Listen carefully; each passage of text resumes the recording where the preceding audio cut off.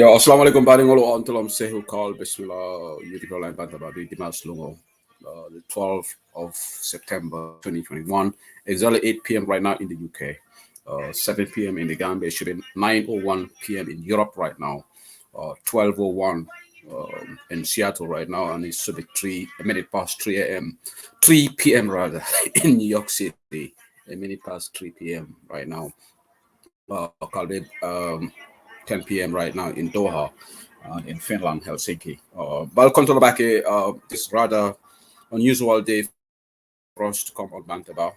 But right now, the period that we are in right now in this election cycle, we can always come certain days. You know, we have virtually got less than 100 days to the election. Yesterday, political perspective so man kunung because of the fundraising linked at UDP New York chapter fundraiser kunung.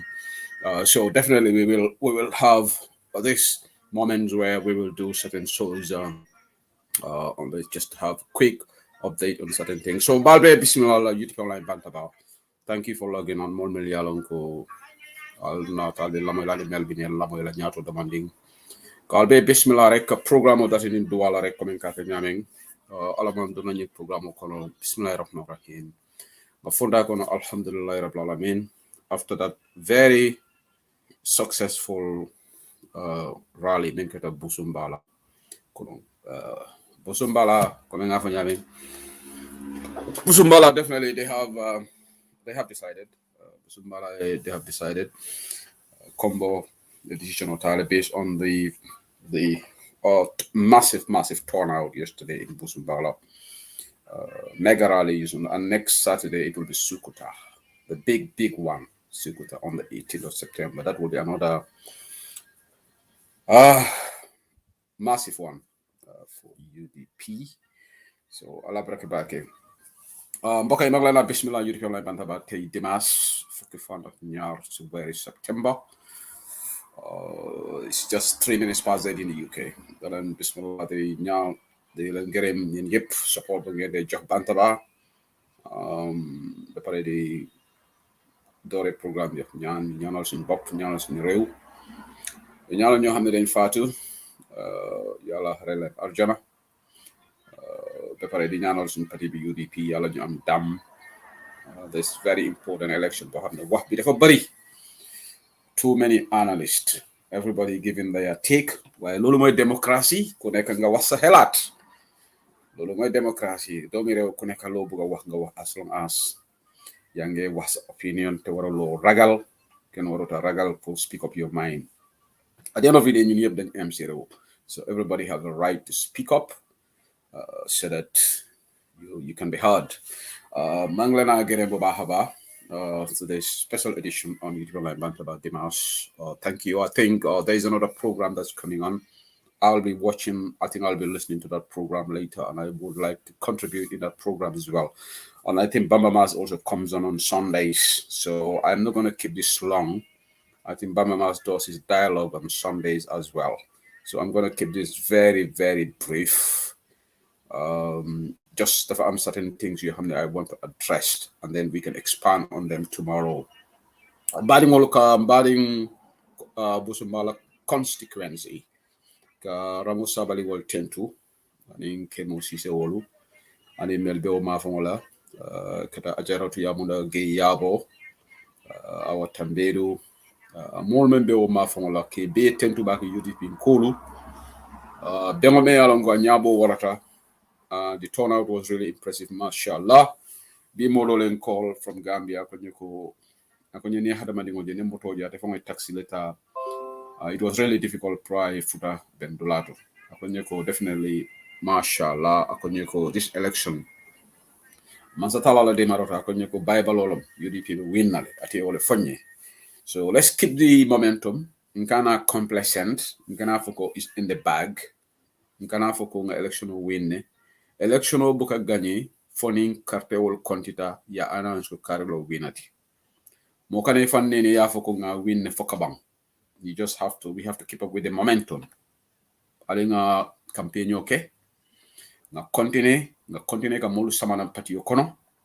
Nga door to door campaign okay comme Mamadou Sabali Ibrahima Diba wolu ni Bayo Sonko woni mo dulu ka menke katara mo Sabali wolu aning na Lord Mayor Rahim Ali Lord ala timo be menke kan landing bi sane wol for the danjo wolu Talib Bensouda everybody all the elected chairpersons and na regional coordinator be menke kan Gambia.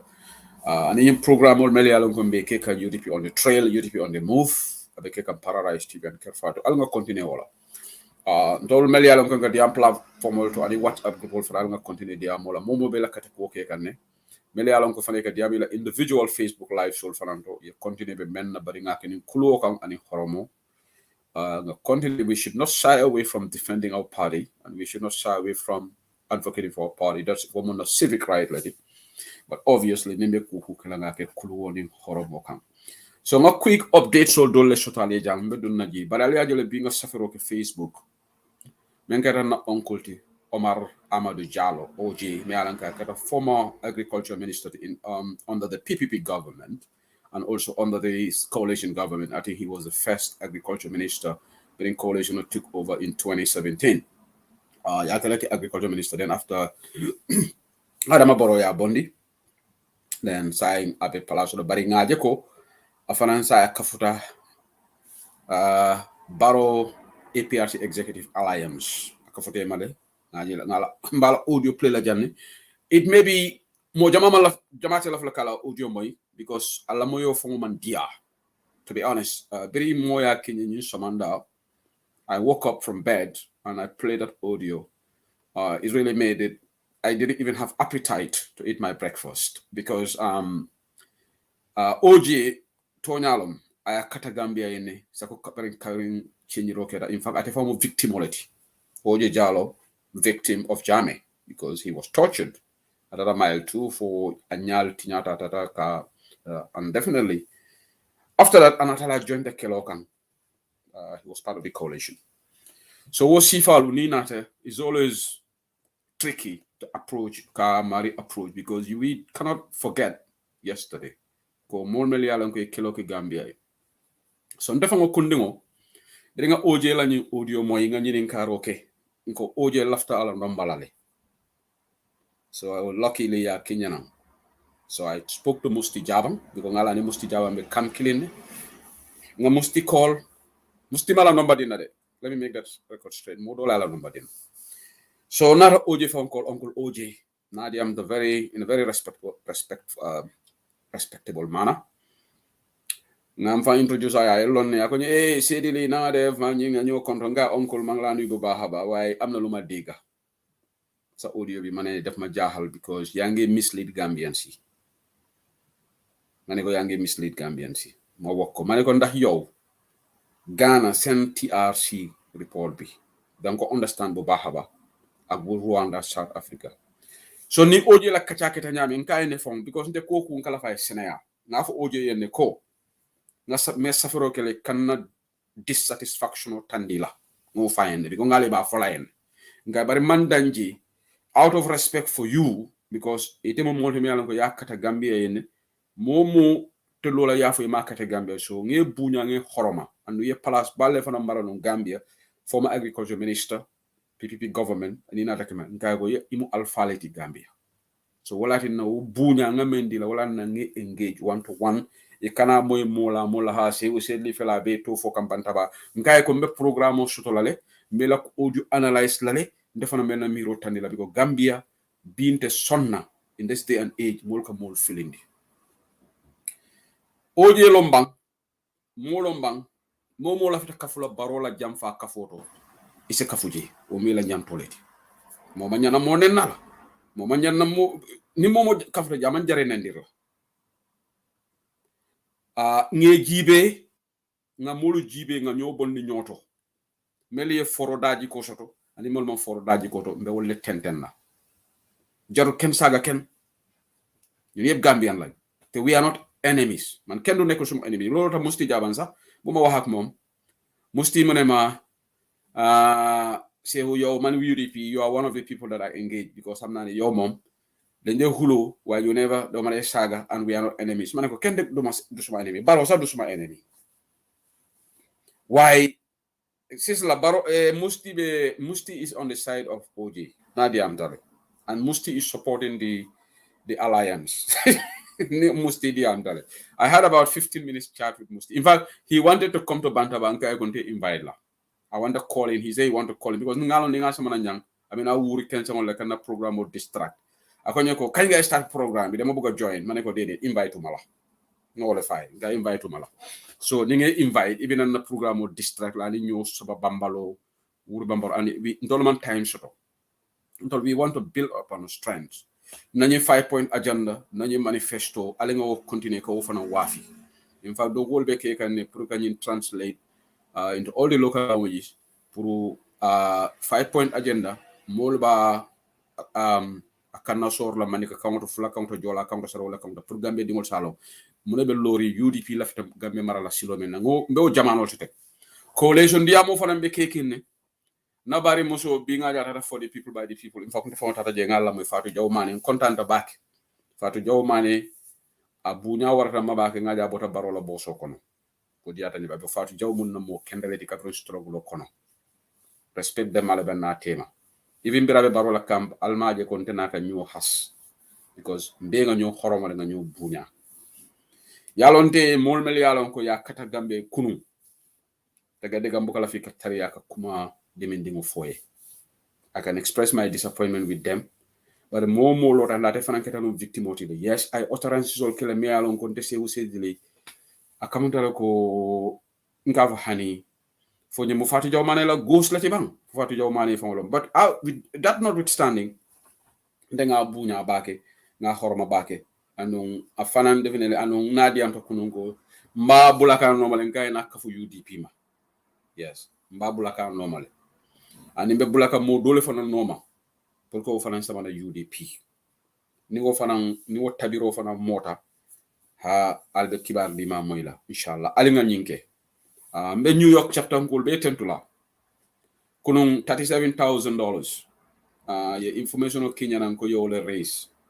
Dollar o wuli tansaba ani woro ando molbe joro la keke la Zelle account kas chairman on jundu ani ala mol men be nata jang kumali ya jeli party leader nata jang ani deputy party leader. So fundraising was successful. The next fundraising Odekala 16th of October bantaba jang inshallah wala Atlantic chapter ti kasama system mandi moro wala Atlantic chapter wala ko it will be na mention it will be more than $50,000 total yole so nyimbe mo kairoleti UDP UK chapter goal for yakatala because an account was signed men budget £10,000 siata wotile nga men raise mafo wala be account of today just for this fundraising nga men raise over 10,000.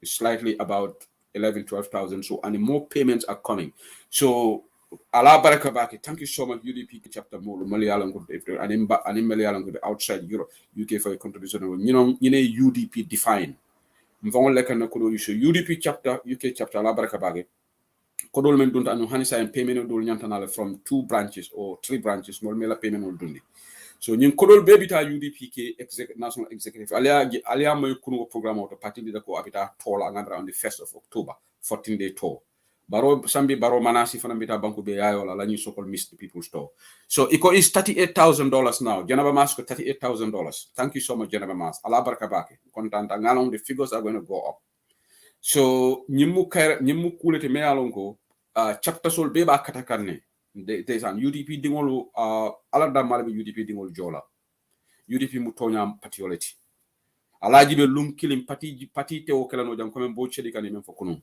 ndol da malaka ke no lum killing $38,000 kake actual payments and pledge solo and non comme New York chapter ko le men fo konon cherno e men fo cherno mem la treasurer ako momo pledge di janis next Friday ya traje ko do jo and ngalo ba kelale so the payments are going through executive members will be tentu kal jay na broda bi ay message o blanye men kata Mamad Jopti afana mu ndeysan doomu UDP support la ballot in fact akamulu kolle ki convinced even last week Mamad nabe diamola Mamad Job New York molo mi ko prominent baro support la mati anala family be ko be karto fayla baro le bare Mamad le atina wo ko mero wo kaba karto dila UDP la so ka Mamad tendo bage aya underground work ayo mari convince ay wonala family be ko say ba fayla UDP le so nying is monumental wala na momo nyanta nyine kela underground campaign Facebook diamo beti hatale Facebook diamo ka postol safe ka diamo wata bare men kuma yata men jamanu mento wolom one to one campaign yoti bawo ale ende ma sign technology ye cool so ne ndimbo etc no France le wala Germany or England or Sweden or anywhere in the world or Finland you're more convinced Gambia you don't have to board the flight to go there nse na campaign wol fonke no la janga trajam ise tara no janne ye mo call telephone to ya convince comme mamati men mamat manta Gambia bara ñim mo convince le alim be kari ñinke kabula baro no matem barote wo betiata bari say ñanta me warande la wolom ka mulu bondi baro la camp time o tembulu less than 100 days wala tutani election oto anu ñi election akumaya batale Gambia ñi mu Gambia la dedaleti wala Gambia la tinya Gambia kamuru back to APRC government comme Fabakary Tombong Jatta wole mara dudu jawolu choice be woleto aninka decency samana Gambia mulmel yalon ko na fulole diate dudu ja Fabakary Tombong Jatta rambo wolu ibe kama soto la nimbaro winta ase doya nyonya ngase go mbalo mayle fo jabirata ta janaba fo kanko ha wolbe kala kilo juto samatole infaka e doya la ko wolbe de wolbe ade back akoyte mo control la mo beti ñaato si alon APRC ngolu fon ni ka NPP ngol moy du kare ñante la cool bon la bari alon ite jela jamfa la be kala jamfa la ci dron hada ma dingo ni jamfa attitude nay modo jamfa be te fana jamfa la so anyway mbani ngana audio jallo la audio clearly then be update o dol fana so la mel bota State House mbe jim ku fulo la address la State House ye sojare fulale bondiji Captain Sedi Khan ani Captain Damfa ye redeploy le fajar yono barracks dalilo me atina ye deploy ani ye melu foye mina wole folali jang me alon ko Seth Njai me alon ka telon commander of the presidential guard State House atelo commander atele nyunu kumandi ay dalilo foye mina na ye redeploy me dalilo folali jang falindro falen ke the Ministry of Defense permanent secretary Ndeye Mari Njai ya redeploy le ya samba permanent secretary women's affairs ya te bondi jele rohi bitey me ya lon ko atelo Yankuba Damfa ngamera Yankuba Da was director of GRA ngamera stand to be corrected ngama atolom ala one of ala musolom ikafa rohi bitey olom permanent secretary yo le samba Ministry of Defense nyin changes all bekata last week I got the information thanks to the good sources on the ground. Mele Alonko, they update us with all the information. Just like Lamin Tunkara is now the managing director of Gantel, Lamin A. Tunkara. Adama Barola, Lamin A. Tunkara, saying 2 months to the election, yeah, tell like a Purkanaka play, internet or manipulate. On election day, Albadila possibly they will fiddle with the election, with the internet, with the telephone system. Lamin A. Tunkara, abe diamu kanne fanambala diamul fola janni. Abe diamo dol foka Lamin E Tunkara abe diamo kanne nseleta fana na diamo dolu kanne so anyway alingal la moy alingal la oje jallo la diamo la oje jallo afana ya boyle fo poto joto den mela analyze la li jang oje jallo ay munefo bi bra diamo ta rali dula oncle oje alingal la moy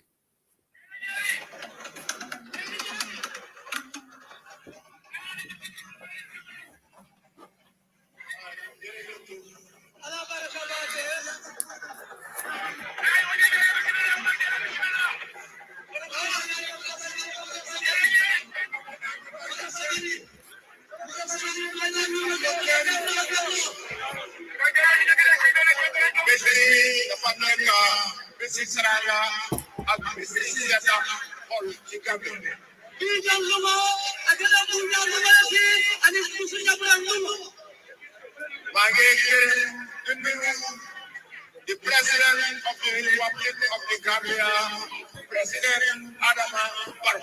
His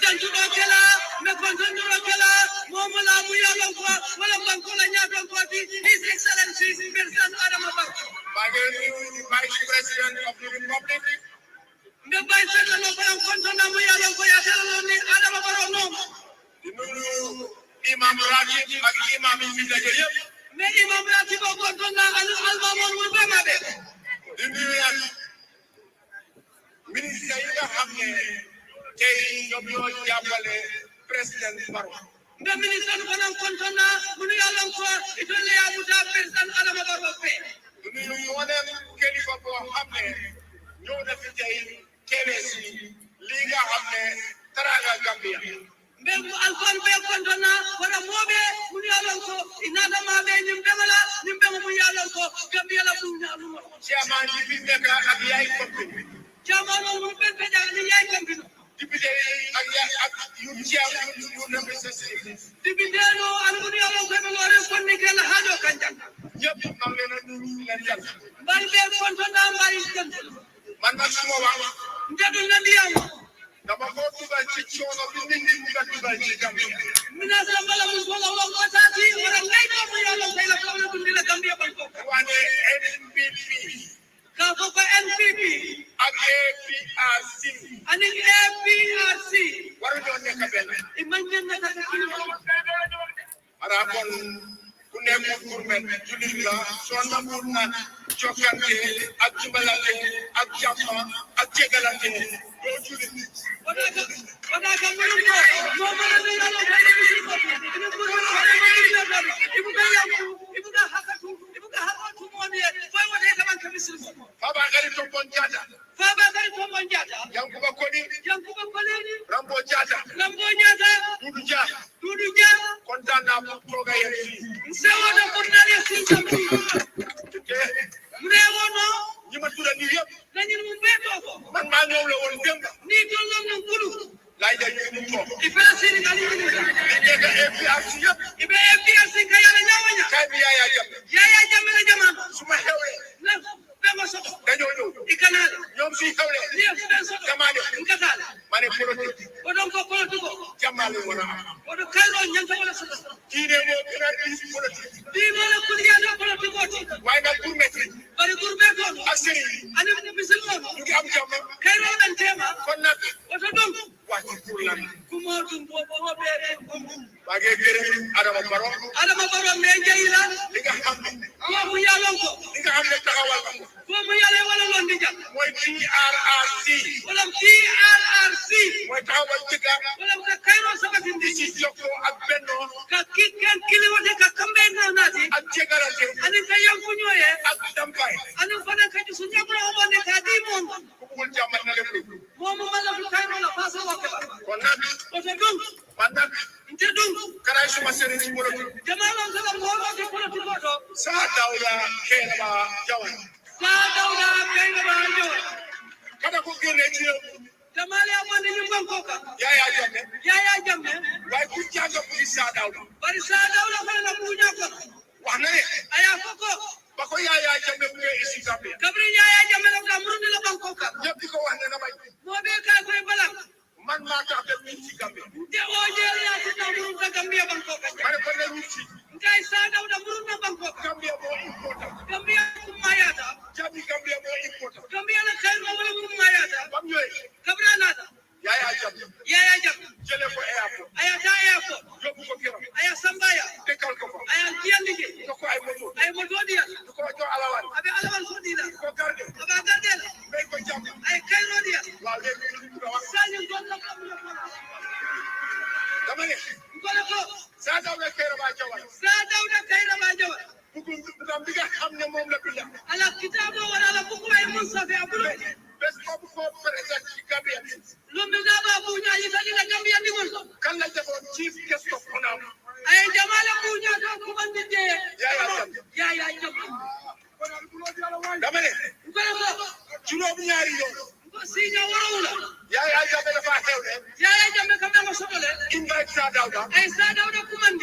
chief guest ayake chief guest sada da dem toko sada da ya si bobenya sada da jamala ko Gambia sada da la Cairo la ko Gambia kon nak so dum ñun ñi nga xam ne ñooy talibé ndol mu yalla ko ndol ma la talibé kay li ma gis fi bi na mu ñeñan sada da ko sax sada da len ta sala ci mom lay roy ma taala lim bu lay def ala ko mu nabi wala kala Gambia la gis sa Gambia la je jami Gambia la gis Gambia la Cairo la wala je ne nit adiya na moy adiya je jamma fe det Cairo wala sabatila so mi am jamma ndi ma ne Cairo ci am jamma ma ma ne Cairo jamma mu na dem Cairo ya sa no fe kejo foko gis rek kejo dawala fitna ak seysan man Ghana la jàng nde kala sa Ghana ban ko la jeri lori bam coup d'état kabla coup d'état dafa jël ñetti président yoo xam ne nekkoon nañ président annene président so bala tam lu nekk la président so ban ko kan Ghana tawle ci bi taxawale ci bi ay dama ni mo be ñaati wala fetel leen rey ay kilo ta yi be mo ngaye fa Yaya Jammeh dafa lay sada Yaya Jammeh fay sada la fa Okay, Mbadi will make audio continue. I just want to appeal for decorum. Mokana kuma for me along ko koleata. Na comment dole delete and maybe amari bala na kuma comment or delete le. I comment off an ankele bi bring a post ke tilblo alinkana alinga hakilo champion dorom.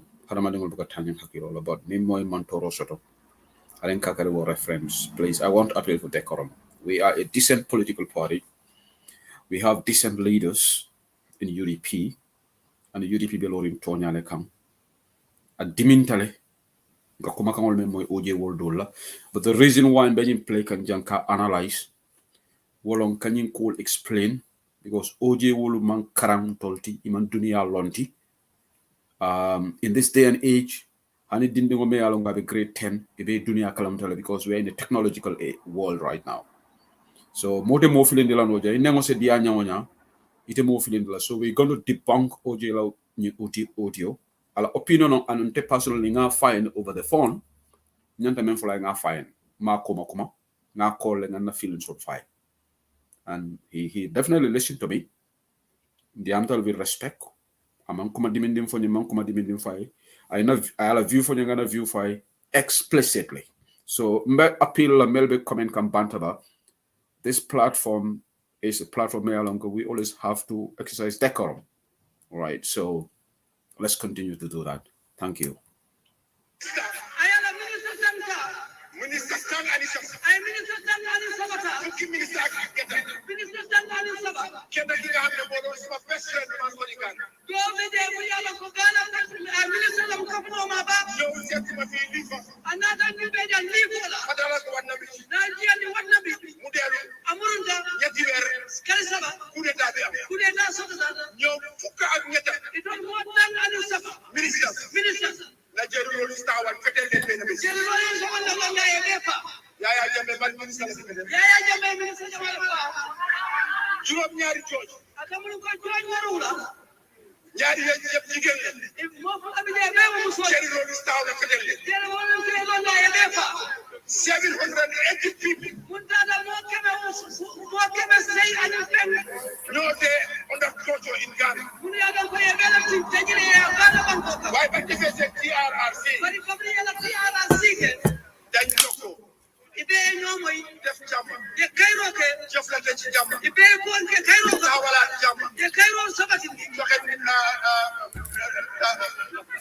jàmm bay bu baax ye gisu jaburan kede sa ayati wala li fa jeri lo sa moy ye mu fa jeri lo sa wala nimti ko do fi mo te taxaw ite lola mo jang ko den way day ko bay Ghana bari ya bula Ghana bu ya mo bindé amam me kamra fata state federal ko akamul ko banko be benda kadala ka fade ko South Africa Nelson Mandela ñaar fukki ak juróom ñaar sanki mu wala ani warula tubaab yaa mu tëj tubaab woni asodo juróom ñaari xaritam astere ma mu dal mo warula toroxale ci sel dañ dé ye be ngay be bu jawatu koy be fa juróom ñu ne nit juróomi ñu ne 5,000 black Africans mun dal mo wuli lu mo fi won ko ñooñu lay rey ye wala be mu ngay fa way Nelson Mandela bam ñëwé bari Nelson Mandela kabra fundita bam defé TRRC ke ñu ne kayro dega ga faxe ane kelo may way fitna ari fitna man mi wax ak yeen ndamu kadiyam suma yaay sero du yalla mama mu sero yo dimale fay joro lim def sero ay mu def sero yo ñep gis nañ me ya jël fay joro lim def lay bey ay mu lay bey ñu ñep gis nañ me ya jël fay joro lim def Central Africa ay mu def Central Africa ñu ñep gis nañ me ya jël fay joro lim def Libya ay mu Libya ñu ñep gis nañ me ya jël fay joro lim def Rwanda ak Burundi ay mu def Rwanda ak Burundi ñu ñep gis nañ me ya jël dama ne ko President Adama Barrow li nga def ni moom la ñu Gambian ci fuga subhanallah dela ko mu na jambi taraga ak jambe bi ci kene bay bayewu har mo ani kayro na alfane bul ñu baye ko ci lobi ak ci setti ak ci fokay fara sa ka na ho bulan lu ma ko na ni badu kon da ko bañ ma ngi na gërem ma leen sant wono bañ ko no wali jeyla ngal sant yalla def nak ala na na ko na jigeen ñi do fi gëna bari mu so la ko ko ci yalla ñu ne Louis Diop Louis Diop ak Ramou Diop ani Ramou Diop Louis Diop ki jur mama bu ya mama wulu ak ki jur papa ani bu yende fa wulu ñoo bokk nga bay itu la den da fatini Ramou Diop ki jur yaaya bu ya ba wulu mo nam ko bay we ñoo so fa day ak bay bu ya ba wulu wala su Diop la ya din da fa mala ba ko ko nga jabale Gambia ko don ko Gambia su ñoo xam kat moy soos neena ma la jamalo man ni ko so xam kat moy xolo neena ma la jamalo suma amul kuy pol neena ma la jamalo fulo amul kuy séeréer ma la jamalo kasen ko amul kuy manjaago ma la jamalo manjaago amul kuy saraxule ma la jamalo saraxule li xamoon mooy amul na Gambia banko kadaay ko hali bu mu ngurme do de malo kadaay sëriñ amul ko mu bisin ko de malo man suma fa ndefama talibelo safa jaka ay jamalo am dara ay Sloman yep aten abadu be adigol be Teresa school kaniti ku ci passport mo mëna pass la ke Saint Augustine jigéen musul Saint Joseph waaw la war mu nek ka bele di ma julli ko halu bi ko ndam kasa aljuma juma waju dama julli taaju dila jamm so ñewé ni nada turbe séré fulol ngeen do xañ be ci da ka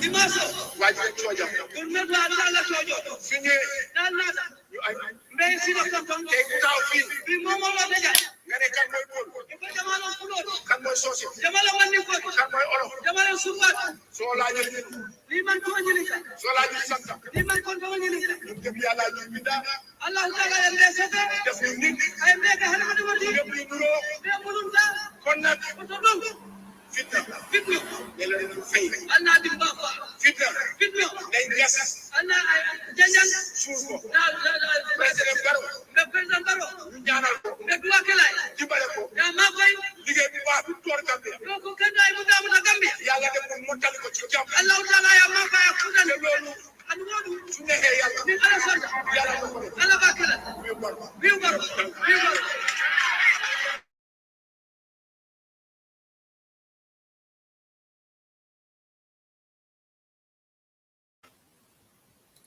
Yombalu ngolo ala baraka bake. Thank you for logging on to Bantaba. Mbedenga Omar Amadou Diallo. Ami alanko adiamta banko dingolom. Atela jerinya ayolefo. Science in a audio analyze, and after let me assure you that I will open the lines for people to have their reaction to audio la diamo. But I will call for people to exercise decorum. Mokana audio neng, mokana komandimindin fai. Alinga jabi in a very respectable manner, because I come all men for them, we can easily debunk them. All right. First of all, OJ ko atemam problem OJ APRC ning NPP la alliance la ako melko fo wolmal lafi fo Cairo le sabati Gambia comme nga ñina ñola nga ño balal ako feye ko mande duma olof waaye dégg naa tuuti ci olof feeku olof mooy revenge man ni ko jooro OJ la ñing is completely out of order because dafa ruslo yow nga nekk kilifa yaa ngi wax aduna bi ñu la dégga sa nawle ñu la dégga members of the diplomatic community ñu bari ñu ngi jànga dégga nañ kan moo fayee ko Gambia bi ko fayee ko mooy victims yi dem jël fetel wala paaka te go after the perpetrators ñoom oya dem nañ ci TRRC bu Yaya Jammeh génn Gambia musu ñoo dégga fenn Gambian dafa génn këram mu ne dafa fayee ko loolu mooy fayee ko Oje Jallow loolu moo xew in Rwanda. So you are comparing apples to oranges because yaa ngi bugg a mislead soo bugg a support Adama Barrow support ko waaye buñ ko support si fen buñ ko support si loo xam ne du dégga buñ ko support loo xam ne àdduna suñu déggee sax you will become a laughing stock because fayeeku ban Gambian moo fayeeku dibi Yaya Jammeh génne Gambia from 2016 kañ nga musa dégga ñu ne Koro Ceesay dem si yàlla mbokkaam yi dañ jël jaase wala dañ jël paaka ñu ne dañoo dem toppa ñoo xam ne ñoom ñoo rey seen broda Dayda Haidara family am Alhaji Ceesay Mahmoud Jobe seen family they just established the victim center and they've been campaigning waiting for the TRRC they went ñu narrate seen stories yi waaye fan nga musa dégga ne Gambian dafa génn a kiram mu ne dafa dem toppa soldaar Yaya Jammeh Oje Jallow fee ku amul Gambia so yow sa wax bi demul fenn sa wax bi àndut ak dara loo xam ne dafa make sense sorry we have to call a spade because ika molu nene mu ne la Gambia UDP ngol ko mina feeku la feeku amul fii Oje Jallow ban feeku Rwanda ñoom dañ jël fetel jaase di doorante loolu mooy feeku Tutsi ak Hutsi they went after each other waaye ndax loolu dafa am Gambia di bi Barrow toog ba léegi name me one person UDP ñoo xam ne they were the biggest victims dóor na leen kan nga musa gis Oje Jallow dama bëgg nga tontuma wala anybody boo xam ne dafa part of this nonsensical idea about feeko you cannot mislead Gambian da ngeen bëgg a utal Barrow votes xam nañ loolu because yow sa problem is Darboe because Oje Jallow yow bu nga toogoon yow yaa wax fii ne 3 years bi yow da ngaa génn si nguur gi time boobu noonu Barrow ak Darboe ñu ngi ànd nii even time boobu ñu ngi doon tuumal ne ñu ne Darboe moo control government bi you have a problem against Darboe it's personal xaw ma lan la boo su Darboe nekk nii yow da nga dee nekk side bale gisuloo bu Darboe am problème ak Barrow rek nga dugg si coalition bi nga dugg si support because Uncle Oji amul principle nit ki soo amee principle yow soo gëmul Barrow te yow nga def 3 years bi da ngaa gën a si nguur gi waaye yow da nga xaar de kii am problème te du Oji rek la ñu bari ñu doon against Barrow si beginning when the problem happened between UDP and Barrow they changed like chameleon and they now supporting Barrow we have seen them Musti Jabang was completely against this government even in fact Musti Jabang tey wax na ma he confessed ne moom he called for the APRC to be disbanded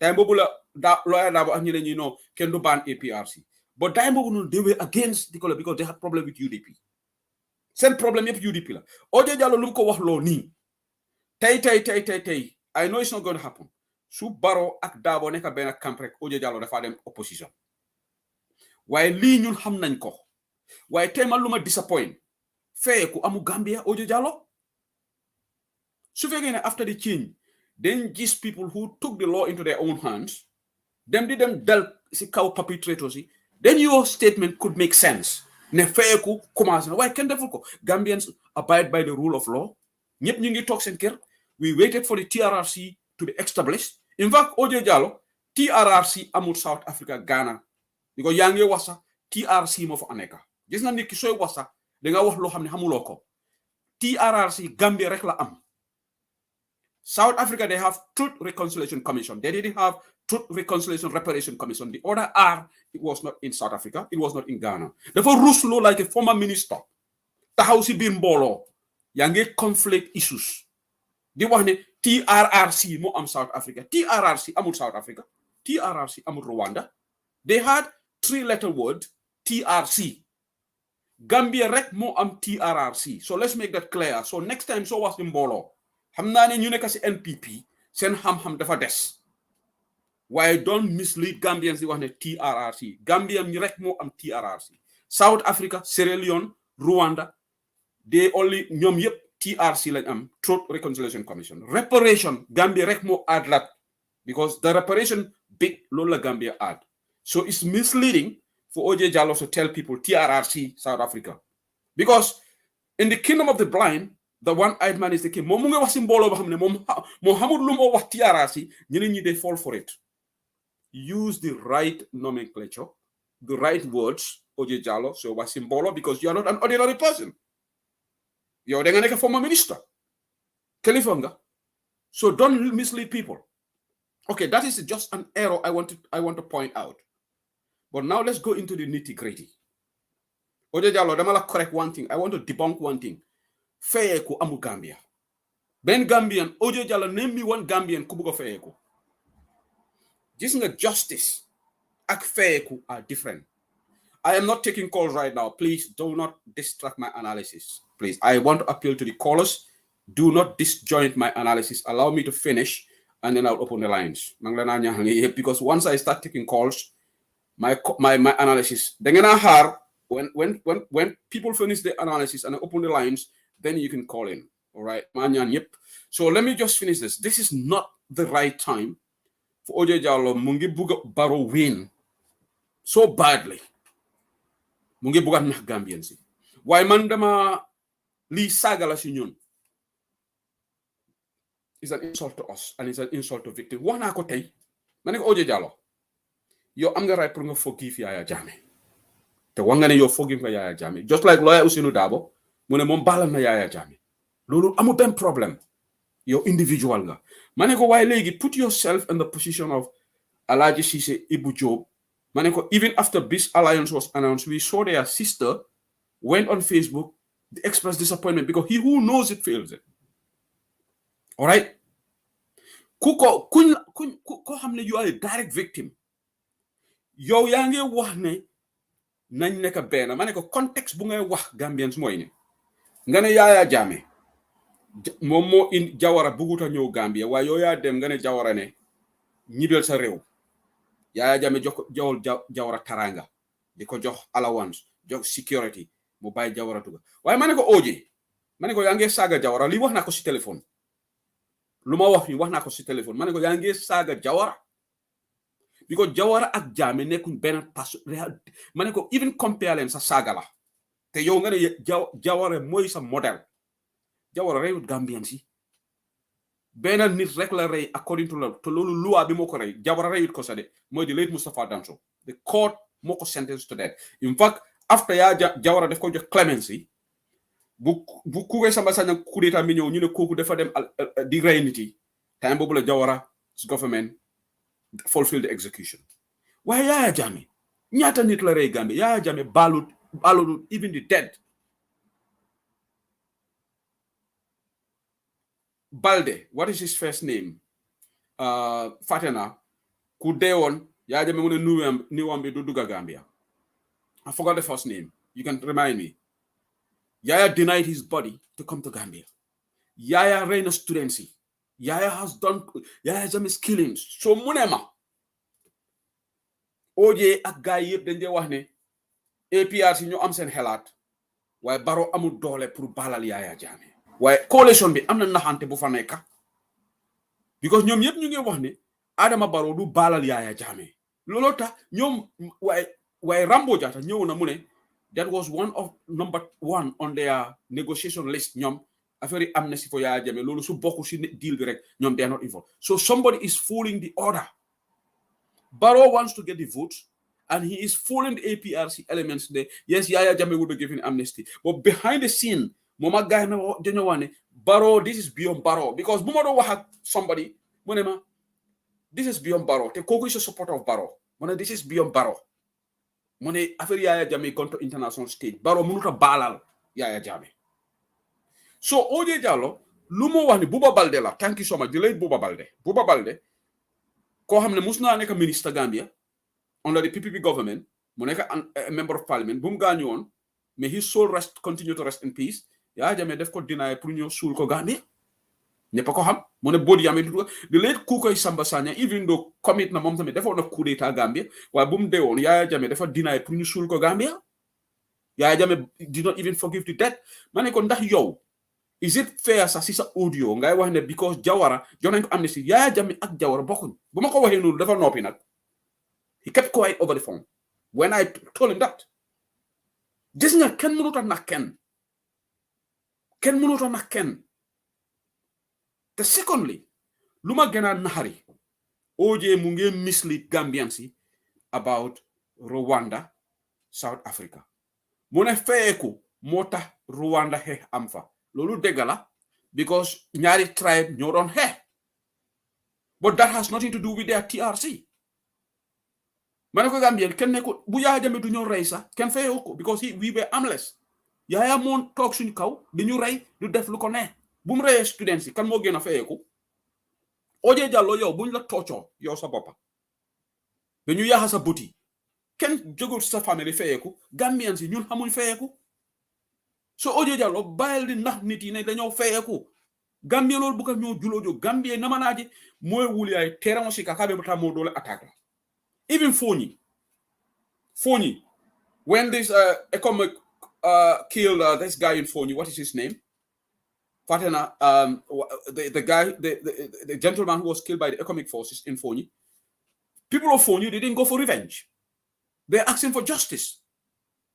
Up to now, they are demanding for justice. So why would a former minister, conflate issues like this deliberately? Because mom dafa bëgg pour Gambia ni Sanil Barrow. Nanya remember ne we call ourselves Muslim. Haruna Jatta, thank you, Jenaba Jallow. Bunyere Haruna Jatta in Kalilai. Haruna, may his soul continue to rest in peace. Ken demut di feyeku OJ Jallow. Gambians ñun xamuñu feyeku. Xamuñu feyeku OJ Jallow. Violent di nax nit yi because the same nonsense is still in the NPP camp. UDP su ñëwee dañoo feyeku. Kan la ñoo feyeku? And you know what? I spoke to somebody. Maneko, yan hana dolen julit. Lan la Islam wax? Lan la Islam wax? Ñu ne ñëpp muslim la. Sharia law mu ne suñu soo reyee nit wala ñu sàcca. You go to the Sharia court. Dañu war a dog sa loxo. So if yàlla mun naa santaane pour justice to take place because just truth reconciliation mënut a am without justice. So xam nga lan mooy problème? OJ Jallow so leen bëgg ñu reconcile Gambia kenn bañu reconciliation ñu benn lañ waaye ndax da ngeen dee factor the agony the pain of the victims am na xale yoo xam ne gisoon seen papa xamuñ seen papa sax rey nañ seen papa depuis 1994 those kids are above 22 years right now they didn't have the luxury the joy of fatherly love am na ñoo xam ne they don't have the motherly love OJ Jallow. Let me take cases by one. You spoke of Rwanda. Justice moo xew Rwanda after the genocide. Wax naa la ko ma ne ko OJ sooy dem di wax si dara demal nga research don't mislead the population. International Criminal Tribunal for Rwanda ICTR was established to look into the issue of into the crimes committed in Rwanda. Kan moo fa doon liggéey? Batambedu was work in the prosecution. Foofu la doon liggéey balaa mu ko appoint Attorney General. Batambedu was working for the International Criminal Tribunal for Rwanda. ICTR. We all know that. 85 people were prosecuted. Out of that 85, 23 were sentenced to death. Rwanda fii ñoo xam ne dañ leen find ne they were culpable of those crimes. Moom wan ni saba yoo la sentenced to death and they were executed by Paul Kagame's government in 1998. These are all in the records. While loolu bu xewee you cannot say that loolu feyeku la because that was justice. They went through the court procedure. Ñun Gambians, we are not demanding for feyeku. We are not demanding for revenge. Kenn du support revenge fii. Revenge mooy ne victims yi jóg tey ñu jël jaasi fetel ñu ne dañoo dem dal ci kaw jongla si. That will be revenge. Wala that bandi boobu noonu nekk anti-crime police bi su fekkee ne boy ba mu victimize kooku dafa jël paaka mu ne def ko feyeku lii mooy feyeku. Why is OJ Jallow deliberately misleading people? OJ doo ragal sa diggante ak sa baameel. Gambia kan mooy feyeku in Gambia right now? Jumale be julu joola moment of revenge la de ali nga caaxaanoo bula ali nga tilimbalia bula nañ leen bàyyi di nax Gambian si. That is Rwanda. Away out Africa, Europe, the former Yugoslavia, amoon na fa. Genocide took place. Kosovo, people were prosecuted. You're telling me, Tubabi, they don't know how to reconcile? Holocaust beheld in Germany. What happened? Hitler, Guyami. Sierra Leone, ñooñu dañ doon xeex. That has nothing to do with feyeku. Man, Sierra Leone nekk naa fa. Sierra Leone, the late Fodé Sanko, moo bugg a dal si nguuri Sierra Leone. Rebellion, just like Charles Taylor, dafa commencé rebellion in Liberia. He wanted to take over the government. Lolo has nothing to do with feyeku. It didn't mean the Liberians dañ doon feyeku. OJ Jallow doo mën a miss góor gi mbuub la. Thank you. Góor gi mbuub. OJ Jallow alte moo neeni na no jam because moli yàlla menkante malu. OJ mu ngi wax xale yu ndaw sax they can go into the internet and research ne OJ lu ma wax Gambians is completely false. Man lii lu moo tax dama rus bu ma dégg OJ Jallow. Ko kilifa la. Dafa war a jombal boppam yi. Soo bëgg a campagne Barrow demal nga campagne and forget about this reconciliation. Let the TRRC, mu ne TRRC def nañ seen report. We should wait for the recommendations of the TRRC. Loolu wax na ko. Dégg la. Well, right now, Fabakary Tombong Jatta, Bumdon announce this alliance. APRC called for a press conference, and he was speaking on behalf of APRC. The alliance, the other partner in the alliance, they demanded for this TRRC report to be thrown in the dustbin. Fabakary Tombong Jatta laya for it. Ndema for it. Fabakary Tombong Jatta mo wax. So if APRC are demanding that, that's why Dr. Baba Gale Jallow, the executive secretary of TRRC, Bumdon will have interview at BBC. When the TRRC report may not be. Let me look for that. I think Baba Gale Jallow's interview with, if somebody have it, you can, or this is sometimes it's frustrating because these groups, people are always sending messages there. I think Baba Gale Jallow's interview, let me search for it. If I have it, I will definitely play it here. But before I do that, Hamga many analysis bula, then I will bring Ntofo Balekari, Ibrahima Silla, ala diamo menko ni baro bula nung ay funti. Ni ajame bula nung Gambia ay funti atebe protest la. Look at the variance. But say Ibrahima Silla hani epo atafola. Because I OJ diam tale. Baro be nyina Ibrahima Silla te diam la nyun kuala alta moyla. Because na diam la be kala nafikoleti 101. Executive Secretary of TRRC, I think ala audio bembulu janne. Baba Gale Jallow make interview auto. Baba Gale Jallow on BBC. I think I deleted the audio. The audios got deleted from. Okay, I'm gonna delete Tambule. Yeah, I think I got okay, but no. Anyway, I'm gonna mojamala interview la ni meya Kenya. If somebody has got it, you can send it to me. All right.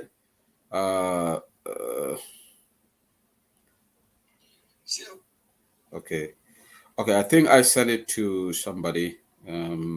Okay, the audio is gone because sometimes I delete. Okay, I'm looking for this audio.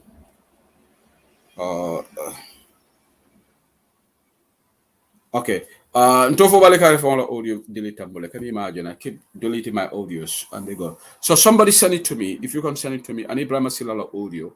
I think I've got it. Let me see. Thank you. I will. Somebody send this to me. I get a lot of audios and I conflate issues right now.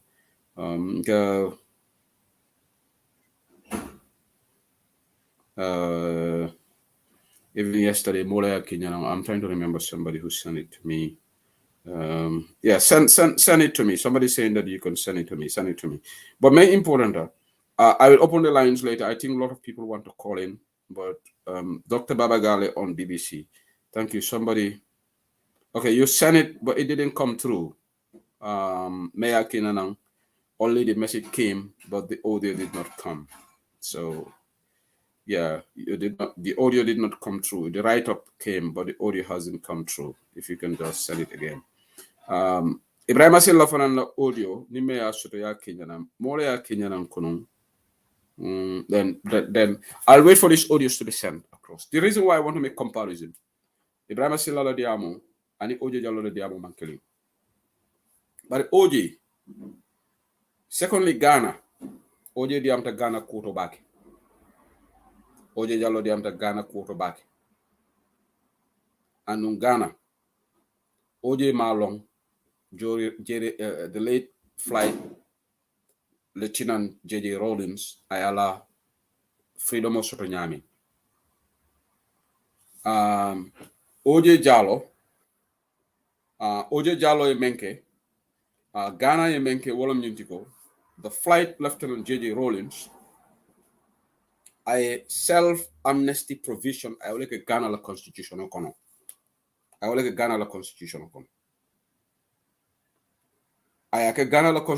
kono because of one thing. Ghana la constitution oje Green Rawlins pareta a provisional like constitution kono even parliament man sembo soto pour ko fali wala no John Kufuor man sekunda ye problème soto pour ka prosecute oje nganyim fayene wana li oje maneko you don't understand the dynamics of Ghana. Rawlins was a smart devil. Therefore, the amnesty provision in the constitution for all the crimes that they have committed. They entrench the constitution. Constitution, they could not have changed it without the referendum. Therefore, the provisions, even there's a section in the Ghanaian constitution, even National Assembly of Ghana, Parliament, the Amuton Dole pour change. And secondly, Wanako Oji, Maneko, Joe Rawlins, therefore promised Ghanaians he was going to bring democracy. So when he brought democracy, Munemom du Tahaw, Maneko Yaya Jammeh did not give us democracy. He was defeated.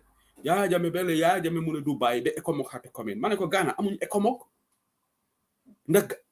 West African troops, then I will open the lines for everybody. I just want to finish this analysis and I will open the lines. If I can have 30 minutes or so, I'll definitely open the lines. Please, I just want to play these audios here. Allow me to go through the process. I know, okay, Ali Brahma Silala Diamo Moi, Manta Be Plela. So this is the Alala Moi. Oje ye nyin don ne fo Ibrahima Silla nyine fo ni ku ya do felente dala mi ya lonko mbe diamula kola andum nyi letaro nyi baki la president lo fonga kam mi ya lonka tem his excellency ti Adama Barrow na fi ko le dama ka futa nyola de okay iko bi nyi somanda ni ala sonta libere la president his excellency her excellency Alain Johnson Saleh anin mba fast forward la le for alkal be silandi ya jambela nonsense ma yalla andi mo le dunne ñolo parce que ñi na de keri ya jambe nga carte fay nga bondige dunia ya mane ni akata kala say sojar banko do la sojar na te dunde gambia wo be hansa be balandi sa atol kam ni badu ko tege andum mbe tawle suno la nyaton kol killa ankul Ousseynou Dabo sanji muwan nde noma nene mera ko mo ba noto nene mera ko mo jenkendi nene mela kumo sosom be danila police diamu ko toye min keta Adama Barrow di bawo idumo matati nyami idumo mun tolti wala nyama mbe danna du kare yafo Adama na Gambia ya ay Gambian ko at Gambia ya jame ya muta ya feño debe ka bu ya eta ma bo may ko janni mol nabe kala nyami nay ko nyam nal balanta wala alnin Gambia dimol bin ya lon koy quartier faali albina wala nya dundi la lañum banko kan parce que ya jamela fitino mi yalon ka ya kurkuru kun ngatol be tuno balale ya jamela sojaron mi yalon ko be balandi enin ki dol borte enin joran dol borte mo malo wobe dam mo senyin tilim balo ni nyin kafiro bele ko ka buta kata dunia ko na aninna banko la okay saying based on Ibrahima Silla la ñu utterance Oje Jallow is Ibrahima Silla mu ngi ote fayeku right te yo Ibrahima Silla yana bokk ben campaign lolo da jinga lu dega du yaga Ibrahim Silla said this before he went to Gambia. Mune Yaya Jammeh should not be giving any amnesty, should not be given any avenue. Yaya Jammeh should face justice. Mune, in fact, the audio be mune Subaro Agay defindo the Gambians should turn against them. But tay audio Jallo, musi NPP, Ibrahim Silla musi NPP, ñu ñep APRC. Lolo ta lulu dega rek fo nga gis nafi haya bi fofu. The more you guys speak, you see the hypocrisy. Let's continue to listen to Ibrahim Silla. Ala mol ka bo Gambia kata ina kata pullo kata wole na ina tilimbali akan to laban koka ya jambe nal ma muta fali ya bula tata ali ya ni president wal bula nyol al salon kal ni tollom nde ko nambe mo bar no ko na UDP formo ko nal ya jambe bula anat atata anin tolle be tolokela parce que ya jambe la fitino nae mo kili ning ala mol min ya lon ko sam sar kunu mi ya lon ko wo mo fuude mo tilimbalo adota online radio ta koy tolla mol kana gorilla wo fialaki je aton de tuwe bo wala alman order from the executive order from the pour samsar baade akadiamu gambia le tola de tambo mi to United Nations alma muta ya fenyo de America na ya deport na gambia jam nyanta min kelala ye be so ita ye luwa ta meka mbeni kumo fala coalition o yaton kol be min ya lon ko ke fanko ko e be do ko lambo ñu fala le ya naali ya bulal tata al salon kan ni tolbe dunna ñolale inshallah ko taala andum fana be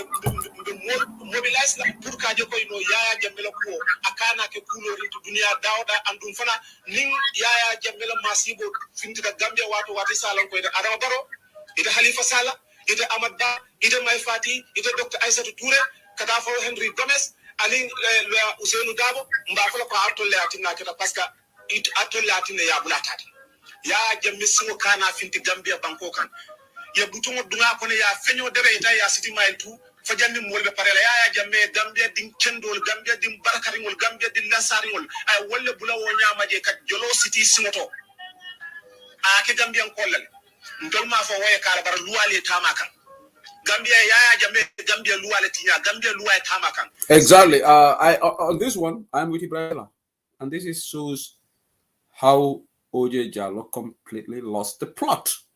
Ibrahim Silako, Malafinga Julo Joba Lua Tama. So why is OJ Jallo talking about this idea of Fayeko? Fanga Gilili, there is no single Gambian, Boma Musa Dega, Dipi Am Kune, then you want a revenge, then you want a Fayeko. OJ Jallo, leader for Ruslo.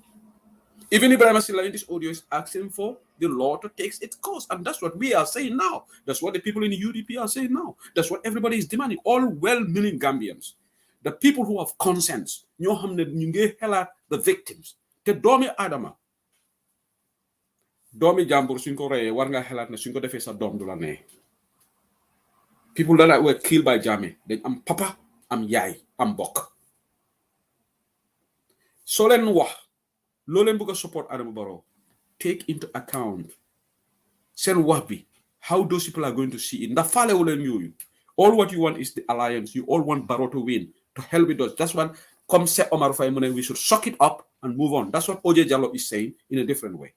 Wahbi doing ko laha laha. OJ Jallo wahambi ak wahi say Omar Fai that nonsensical remark for the people by people. Yeah, Benala. They just said it in different ways. Ki def ko nice law. OJ Jallo def ko nice law. While we be yep the same la. We suck it up and move on and reconcile because Ghanaians he forgave Rollins, even though Reina Minister si, Mune Reina Fredam, Reina Georges, Ghana la, Gambia la. Rwanda they prosecuted people. South Africa they prosecuted people. Bepare for my Daniel Sumawa, and I will play the video of the executive secretary. Then I will open the lines because I knew, General Mas, I saw your call. I will call you back. There are people who want to call in because but let me just finish this. Then I will open the lines for certain people to just add on before we go on to this play. So new audio being play is the hypocrisy in the Barrow camp. OJ Jallo mu ngi wax li Ibrahima Silla wax na barke deba, but maybe when OJ was saying it, how much that Ibrahima Silla was there because Ibrahima Silla was in Ghana. How much that ñibi na Gambia. Momak Lamin Tunkara. But maybe they are in Gambia. So maybe he was at that Banjul rally. Why ñeme ñu ta wax because OJ Lumo is completely opposite to what Ibrahima Silla called for. But maybe Ibrahima Silla has changed his position because of plus. This is the hypocrisy in the Barrow camp. Nobody is asking for revenge. It really annoys me. So my dega Gambians know waruñoo fayeeku.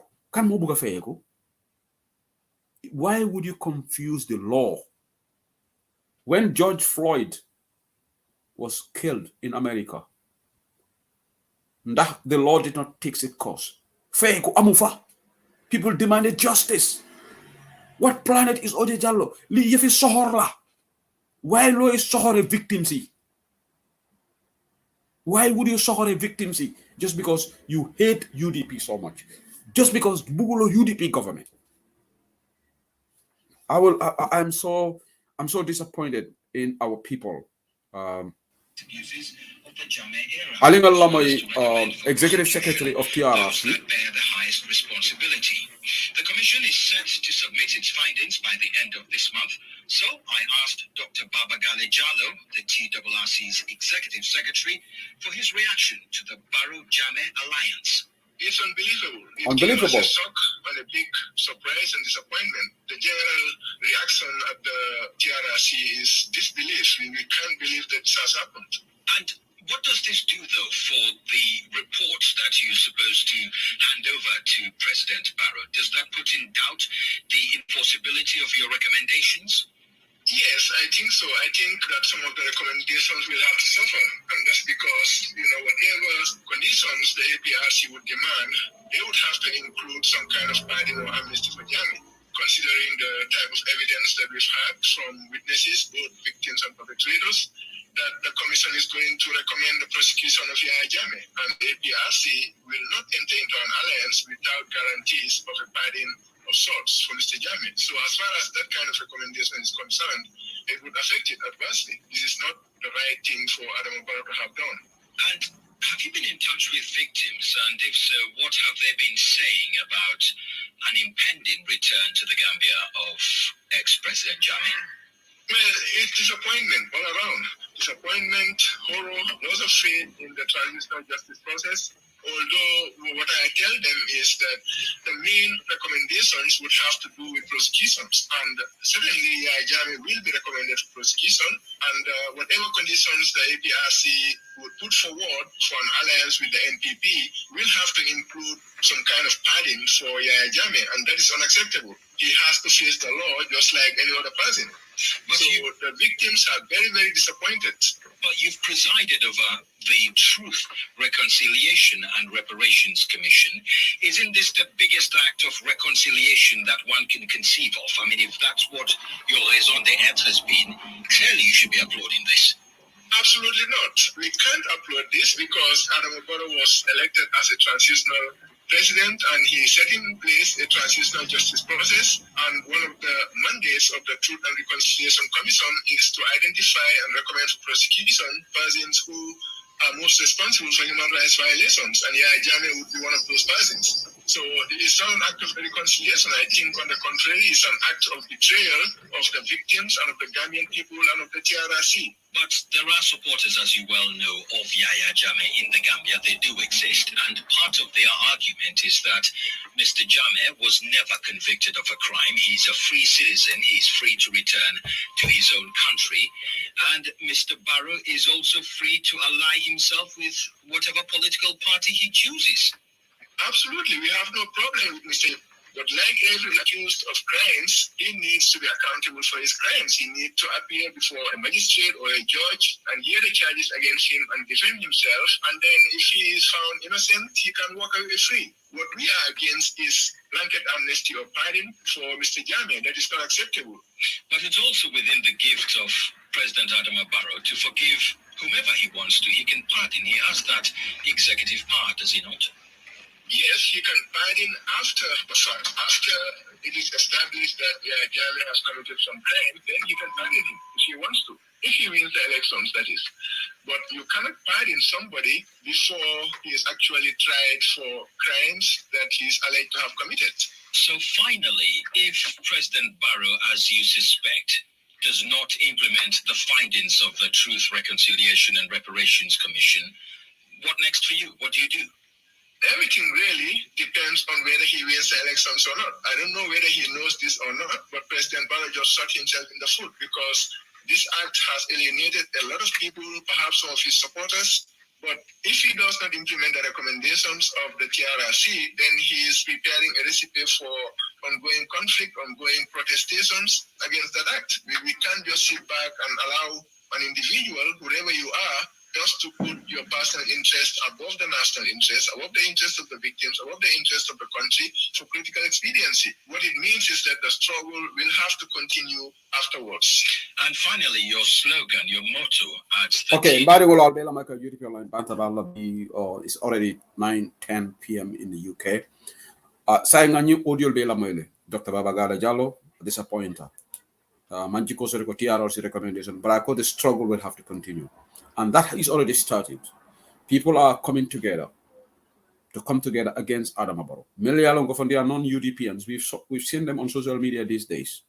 They took to their timeline to say we should come together and remove Barrow. So the momentum is there. Because Barrow e Gambia le fail, Barrow bu jam fan tungolati. Inte malo fo Barrow fanwe a consent soto le bang. Barrow bang consent soto. Barrow mang any item. Bidinga Barrow li fabakare tombon jata je yeneta alo amang hani mira fang. Adama Barrow jawiyatal. Adama is wicked. Adama has insulted the Gambian people. For OJ to come and add salt to injury with these remarks, I ente dimil ay mojabale dimi. Kola nantenga na dimu fay, nga call le nyanta men fola nga fay and lumba explain la jang. But I cannot for fair prosecutions happen in countries. And finally, many topic of close, and I will take certain calls. Then I have another topic to discuss about the Ministry of Defense, about the soldier roller Melbotaji. But make calls on the follow because a lot of people are eager to call in. I want to say something. Namen for OJ call. South Africa, Brian Falindro Ketaje, Nelson Madiba Mandela, the late, ala patio ANC. For it had alliance in the apartheid government IAD. Tonya Mobuka Nakarino. Ngai ko Rollins la patio. PNDC. Ani John Kufo la patio. John Kufo Manta Alliance and Joy Rollins. And in fact, Usman Jame point for you, which is very important. OJ is trying to mislead people. OJ should have been honest to say that a tribunal was established in Rwanda. People were prosecuted, but he held that information because he wants to mislead Gambians. Do what? The true story of Rwanda. OJ, do what? True story of South Africa. OJ, mënuloo nax Gambians because ñun duñ ko nangu. Loo amee microphone di wax si Barrow loolu lañ am suñu plateforme yi te ñun suñu messi bi dafa dem Gambians yëpp dinañ ko dégga ñëpp dinañ déggal lu nga wax démba si meeting boobu noonu amut is all false because yaa ngi bëgg a nax Gambians duñ ko nangu te you cannot challenge us because we bring facts. Ousmane Jammeh am na lu mu binda fii J.D. Rollins on the eve best bu mu war balaa mu bàyyi office he apologized to the Ghanaian people ndax Yaya Jammeh dafa apologize to Gambian people. The APRC, they must apologize to Gambian people. Rollins apologized. Yes, Rollins Reina, he probably killed the same number of people as Yaya Jammeh. Lolu degala. Ñom yeb ray kat nit lañ. Waye kale dem na jégalu Ghanaian si. Be pare mu return Ghana into democratic rule without external military intervention. Yaya Jammeh jégalut Gambian si be tay.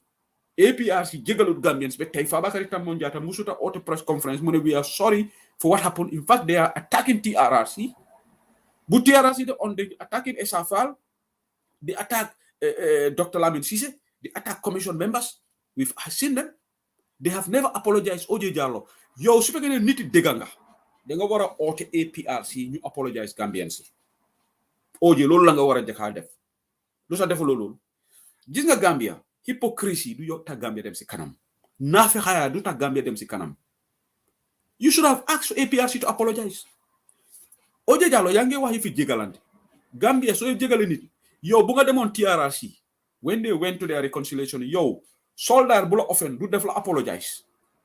Then yo nga jégal ko publicly because we watch the proceedings, right? OJ Jallow. When they brought the reconciliation, dafa jënd group mu jox la ko yo nga accept apology. Why when you stood on that podium do wa Adama Barrow balanga form alliance with APRC na APRC them publicly apologize for what they did, what things that happened under their watch.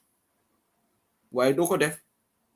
Because your tay lu la gën moy as long as you will do anything immoral whatever, unethical, just to stop a UDP government. While yalla sune UDP government defa am Gambia, ken mënu ko stop. Because the majority of Gambians are content nañ du Adama Barrow di def ni. That will be proven on December 4th, OJ, because you haven't done any survey in Gambia. Conduct law, yo yanga wax sa wax. So ñing ala fo APRC na Gage Rollins dafa jégalu, dafa apologize publicly to the Ghanaian people. Ndax Yaya Jammeh def na loolu. Even mu ngi nekk Equatorial Guinea, he could apologize to Gambian people. OJ Jallow, stop misleading Gambians. Yo genu ken hamulo Ghana. So nit wax nga ne da nga am Ghanaian minister friend. You don't have to get a Ghanaian minister friend. All of man dem na Ghana. You've been to Ghana, Ghana yang don liggéey fofu. Ghana, West Africa, a lot of people have gone to Ghana. And the records are there. JJ Rollins apologized to the Ghanaians. Sierra Leone bu ngay wax ñom it was a rebellion. Fodé Sanko dafa bëgg Daniel Nguri, just like Kukoy Samba Sanyang bëgg Daniel Nguri Sadawda. But after that, were people not taken to court, OJ Jallow, PPP government, that people were not taken to court after the 81 coup, te you were part of that government. Gis nga Nafi Hayabi dañ ko wara bayyi.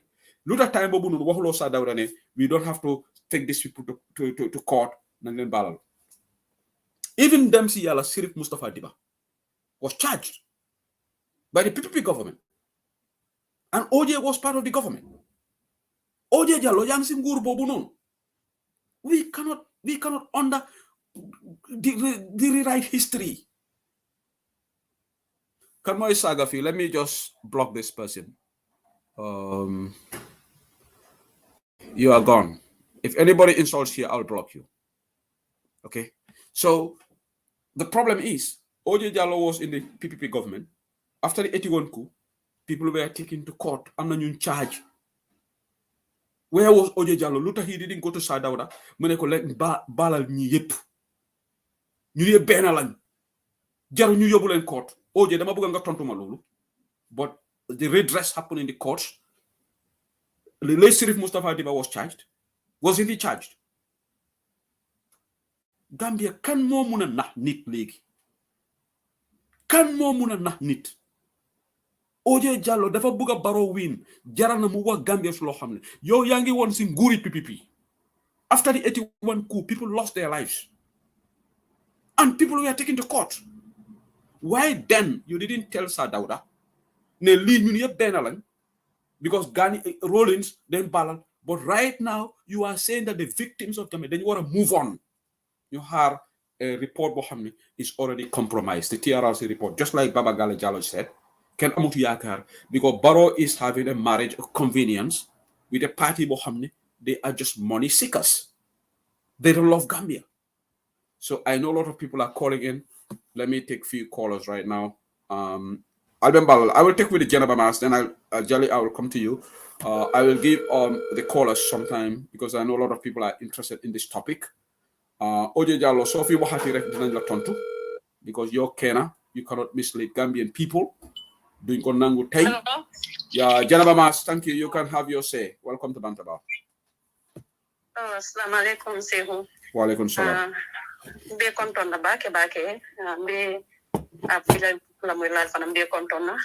Yeah. Ani mba fa ko thank you so much kunu yam ilo tam fe na phone racing na yime no ya beke alama alejo. Thank you. You're welcome. Alama alejo mo be kontan ni na foru mo be dure ni bi mo be templa e be jeyira e be Abaraga. na manyini ka kam inshallah alama alejo. Abaraga tolle dentalan.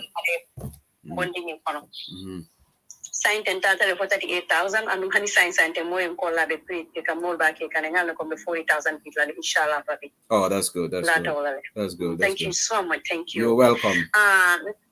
Nina ojela dia mo nyin la moyle sehu bari ojela jinka nan terembake because oje mo molati mi alon ko oje man gambiaje oje chelo men beke biri ya jame ñol nata fu ya buti ya nyate oje bawo ke gambia nanto ko understand ko oje man tawo ke gambia oje ñol parita demonstration ole kala no pour kay tandi pour ya jame ñol ye sey baraks so ko le nata lik ile oje areso la fa ngoy même fo So dia oje buti oje manta kilo ke Gambia e ka foko kan to mo yaya jame man ko commence oje be pala wala be demonstrate kanne ko jawara la man sakunda itol bo tinyaro men na kan to le jawara la man sakunda ni ona mai ibe tinyaro men na je ani be fanku ko men na je ani ko men yare siata tinyaro sunyaro rampan corruption o me ba ke kan je wato kono oje tol be wo kuntuta wo kija faro wala man ko to tate man na famutano aka rix dolta wala ni yate arsia samba ya ondas ni abuke ya nyate fana be nyiji ya men kona na be mbumba yo men oje jalo man la wole kuntu bara man ko oje tale pour dictatorship kana dum Gambia parce que ni aji dum ko buta fa buta oje mo man oje je oje be ga ya bala hajola na wulta e tama mol finti tabiri solo sandem fa oje na ta mo ajota ko mo ni se so kono fotenen lo ning ala kitita la tebe be mo nyaato ni finti se hunte ni mo be mo nyama oje jala ko panta ko dange ay sinom tala hajola ay mo janjandi ya understand ta an mo be pare ni wolu membe kala ke solo sande ko mo do le ni kanu ay mo janjandi ada ko tari lo ya da bo mo tane oje jala finti ay balamba tan di ko ni mo le ganta finti ko so lo ya da ko la o e ku kala UDP membe ñu si soko UDP la ko tani lo ya da bo ko hanna tara lo ya da bo mo oje la loyalty parce que te ko lo ya ta te no ma fa wala fante mag yalla tol mo kala tol nga kalam tal bar ko men te ko mon kul be kalam ta e tan be len ko lo ya da bo ta te no manu kaso to wala ma te la fe ko ti atela lo ya ti na ta lo ya da bo fa ma res oje fa lo wala aya ko be tanya oje lo ya da bo ko kon nante ya men ba ja to ko amma manan ko na parano ya jiru nga da bo atake te lo ya da bo jala isi ne ma oje to fo lo ya ko si abo na ma da la oje to fo wala dum kilim bira fi jita biamu dole ke na ko kai ko an kun oje ay telephone cikan kai ko nyante hakilo to baki kai mo si kanyang isimo kanu fana si kan kai ni mu afale ka ko le ti ala le ni fa kon kai la lo ya da kon nante yanka sembo watale dimba libe bu ni kana ti fanji ku kono lo ya da bu kon nante ati pus ku kono atello bring adam baro ya pay ay adam ko mandi waji la biri ba ite ko waji mo bamma bada he waji mo bente kolma because ay ake oje fa ko ke jamban do men la baji because kamba men taje o manik kamba ka tin o do ko kala ko so moto mbonga taje o bela gameno ya ngawti ay ake nata backfire yakan fay ni malje o soto bira ni malo soto baro ya pay oje be ni ndiamo men bi na kule be duma because oje man ko sa fay ni ndoro ne keno baro ko ay suturo ya to suturo ba falo ankul oje ko asa hakiro baki di dimpayata be ko na diminta because mo le fal fata mo le bal fata ni ba kani nyole yemandi musto ko meren kate kam do ya jobe yemandi ke bondi dunya kono ani mo mani ma bo yaran ka betale fo over 200 people anay menu malo ndundi ke buwalti ke pora malo e dol fa malo e menu fa ay be lo menu kasara ya jamela man sakunda ko wol siyata hani bi mo mol ba mam ya jamela torola oje ka na fanku na fa ani ba blackmail kan mena wala ina sa Gambia wasida alin kana o tam min mu ceba ma daleti ceba ma fiel be ko kono indi woni ceba kan ñu blackmail ni ci barol moy le ñi don ti bu net ati na banko tan ko bi wudi pira mol kane ale nimmo yeji ko ndite ni wala tata be wuri na ku na ko tamasi ta mobe ka ya fa mbatu ngata jibe what is inte do mal tata jene na force possible tata jene kata jibe what is going on be bandole ko dum manta so no crowding di ta bol tata jibe because ko NPP but fay banko ramo tani balon ne famte ko oje na ko man jam fa ndara ko man te do because no oje ay no Gambia e brabe no jawara maskunda be oje dan wajele oje ni ala oje ko yusundu lo ko man ay nay kaaju ko be ti ma fa ko janay tasi so fe ala balten ali nga hakro to lo parce que dal tambu mbayo le man do kulon so tebe gal ko dana ko wodi minta ko mo nyin bal fa warta aka jawarata aka ni mo fala dictator wallahi ko compare what is an insult to jawara elena ma wala fa ngada mane parce que jawara bara ma hamisi sa wala sa ko mo ni aje tol bebe ni ko be kala jawara la man sa ko nda ko jawara bu kala fi mo malo dila abe dere ay ngal ko mbaka ni membulo ta ko tolo ne akaw mari bay bar mi oje na ta amalo ngabe menkela mala be mir pala ni kon ole da bo konnante yayatina ni UDP konnante yayatina akomoli ada baro tuji ala fay ban fara wulenke bina gabel tampe no kelale ni be karata pras and be baro bondi la jere ni ko je yalo ko ala full pack inshallah baraka Baraka. Thank you, Janaba Mas. Okay, I'm batting all Wolom Bari Musoto Janaba Mas. I will take the calls as they come in. So Momo you're demanding for. Thank you so much. Jali, you are on. If you can go ahead, please. Assalamu alaikum Seku. Wa alaikum salam. Me konto na kadwe simana jalla tarki from jatole moyti. Baraka. Seku Jali, hold on. But announcement, okay. Dolben call can direct numbers or Lamboka direct numbers or I'll call WhatsApp, please. And right now, Jali lebe on. Ningale call can tell I'll be able to Jali Jita. Then they may not call don't like it's all. But Jali be on Tala call Sikalano. Sorry, Jali, go ahead. Seku abalafa wata bari ni ajibe karadura manke balafati. Usenu dabo be siri ala suo kono abala hajola abala dulkula. Mune usenu dabo dundi politiko kono. Biri jawara kudeta patiol kafuta nyoma PPP, LCP, GPP ye usenu tombo. Usenu utumo kadobe PPP siwula karasobe dala PPP buka mama no. Usenu dabo na takanali PPP ko sasa toro mesata usenu dabo kam PPP le busolo. Niaji be wotumo PPP ya jame brina ta kiki mola. So bili kiki mola after bili PPP boni kiki mola UDP na sa ko United Democrats. Because UDP na tele puruka PPP masa kundale nati. Wotumo salida abo be kanifi. Oje esu UDP na bidino eka oje kasi salida abo na jonkonkono ke kanifi. Yalo se ko kufula kule be oje dibikan ada ne te banna bara because oje ni ne mutko usenu dabo be pana ko pana so menta ba mota te ano boteka is gonna UDP. Nina kitala problem oti nina kitala something called the final problem oti adum fan for ko jawara atala ko jawara ina no man ko ja Paul you know Paul UDP Paul ko ya kitato Paul was the one okay maybe jawara la be to poto pour jawara ta kamisa so oje jallo usenu dabo hadila wallahi usenu be oje tanat oje yamira ko gambia no de plera no gambia ne plera no gambia ma gambia ne usenu de tanku ole tinna na ko na diaba bari usenu dabo de na bento da masamu da pasa pasina paka aya buda agoroma ulakini ko madoro amanderi fenfen keola amanderi fenfen kuma kalan fola na mandu you Gambia na political registration of Ghana di Gambia kono but don't register any dirty politics oje galo le aforo Gambia ko otumo kotu atele kata dia kaka sama kula register.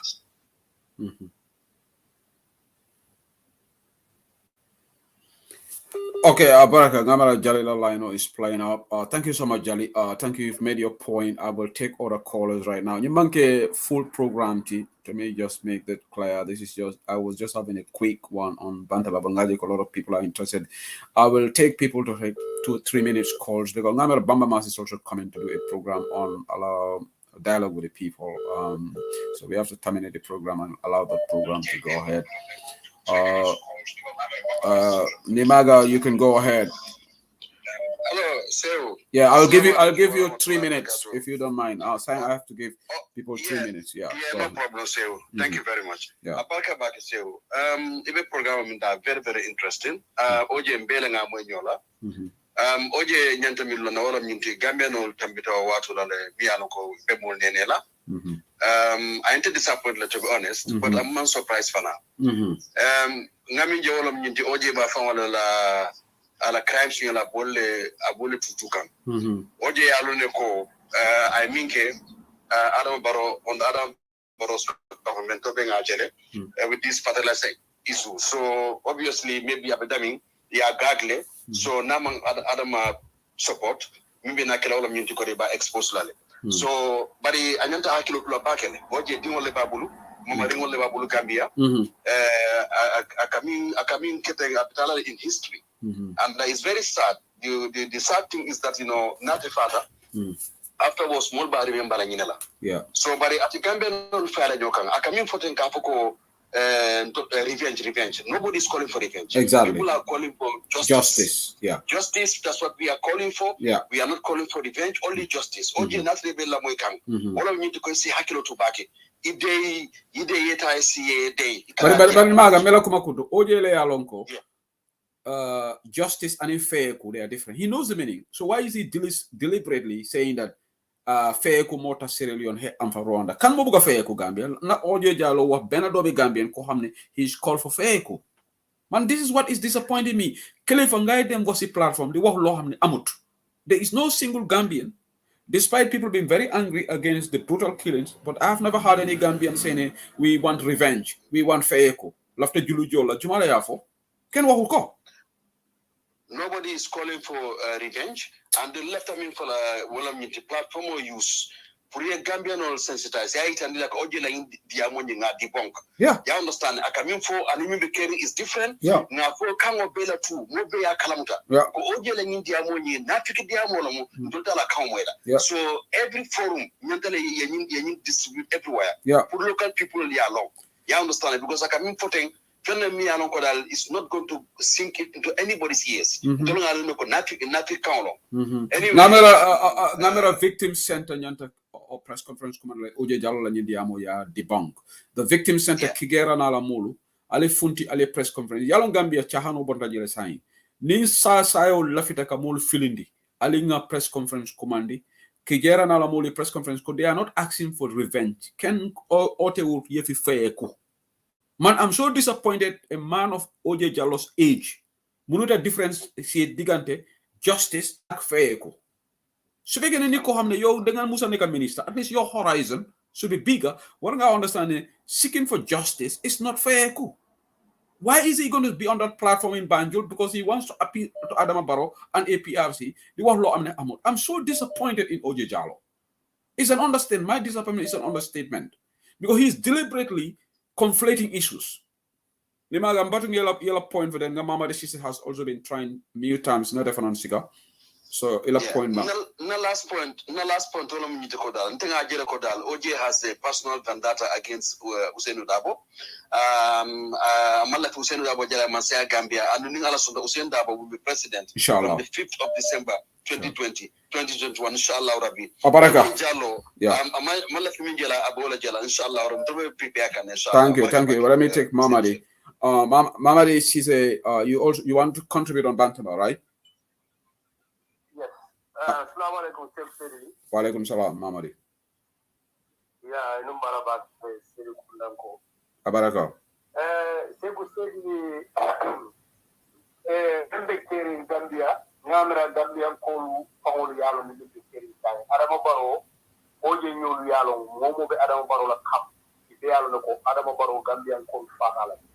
So, in a plan on the left, they can make a backfire because Oje like Yamo, Alakana Group, Kamuta, Adama Baro, Yakia, Imo la Moliata. Instead, it will come more fun to cook it, Adama Barola. Oje Jallow. Wo jamabe Adama Barrow la kampo safely if yalo no ko tonya imalle Adama Barrow la bari ye UDP le ko because yalo ko tonya patile mo yalo ko ni UDP la ka masa kunda na justice obe tabala so wole sila nim misal be te benari fanna e man ku jawo ke bari ni ko duwa na justice ikam sila ni atra definitely imam kuke ni ko be sambala kitio le manya sila de andu oje kama boka ko woni na do putte jo revenge ko yini dina do putte jo ai sonta ko ye puja wala de yini amul ai sonta wala akamta yo wala already so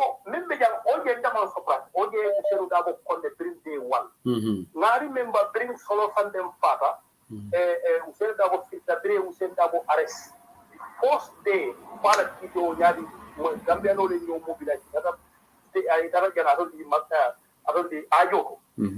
Wonu Gambia no arata men na wori na ele Useru Dabo fit ojele na split fa ojele na kalamuta ojele na adunda kapo kono aga fara mo no ale say spokono yeah at the court no remember in Banjul yeah we are meeting also Useru Babu le ale mana problem ola because ala tamule la I crowd men je wonu ni amam won kamul wonu Useru Dabo la ya jeme foma hanya be Useru Dabo kula bari anta ko Useru Dabo e bula wala dina e wonu ka e wonu convince bring ako we are talking we are discussing our closed door the closed door meeting on that Useru Dabo ba bula lele malati ale problem o create wala confidence soto ko akamem fo to nyala bari ko tumo mune mala plano pour Useru Dabo akana bula ya jail for life wala bu oje ñu la plan because oje ya bodo ko Useru Dabo le ba ni presse ya tema andu ibe membe fo kanten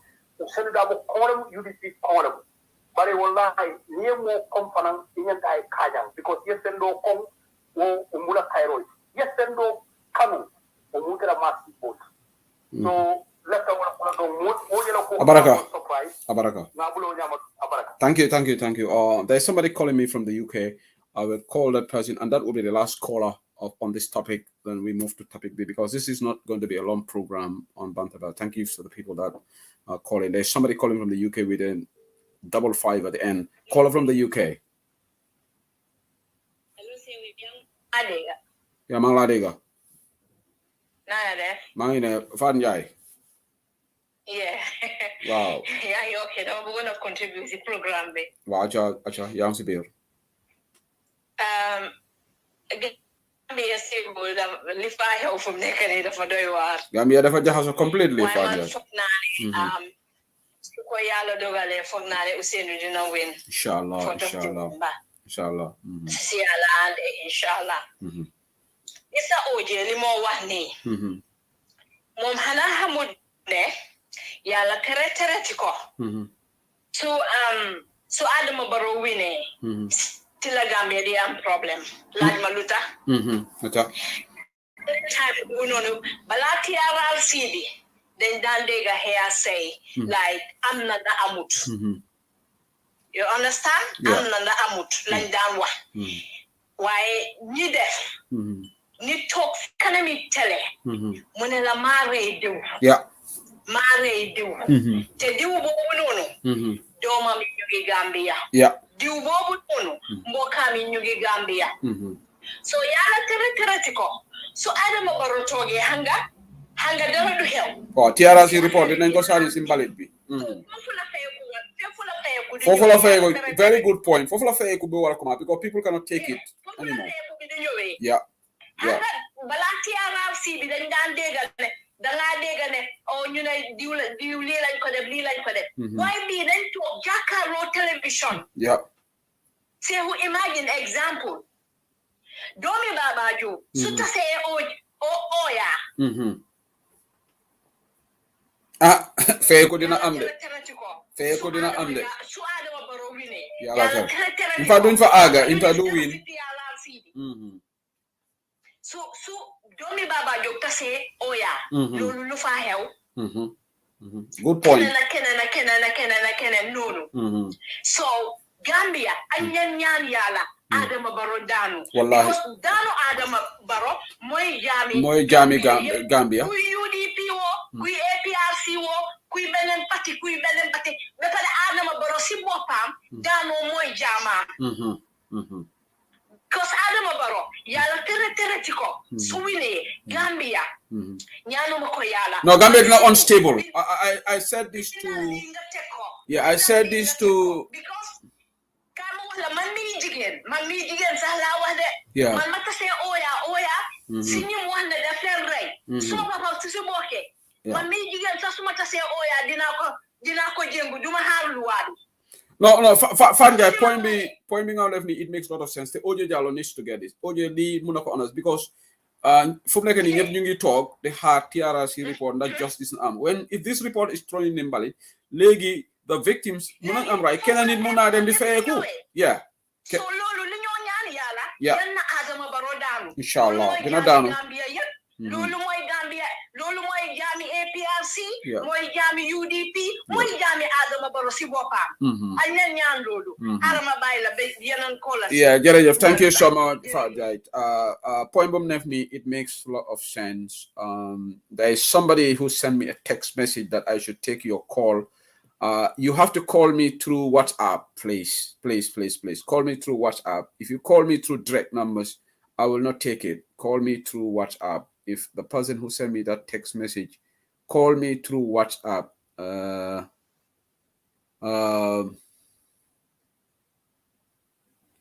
Okay, call me. This lady, Fatu Ture Jalo, call me. Do you want to call through Bantaba?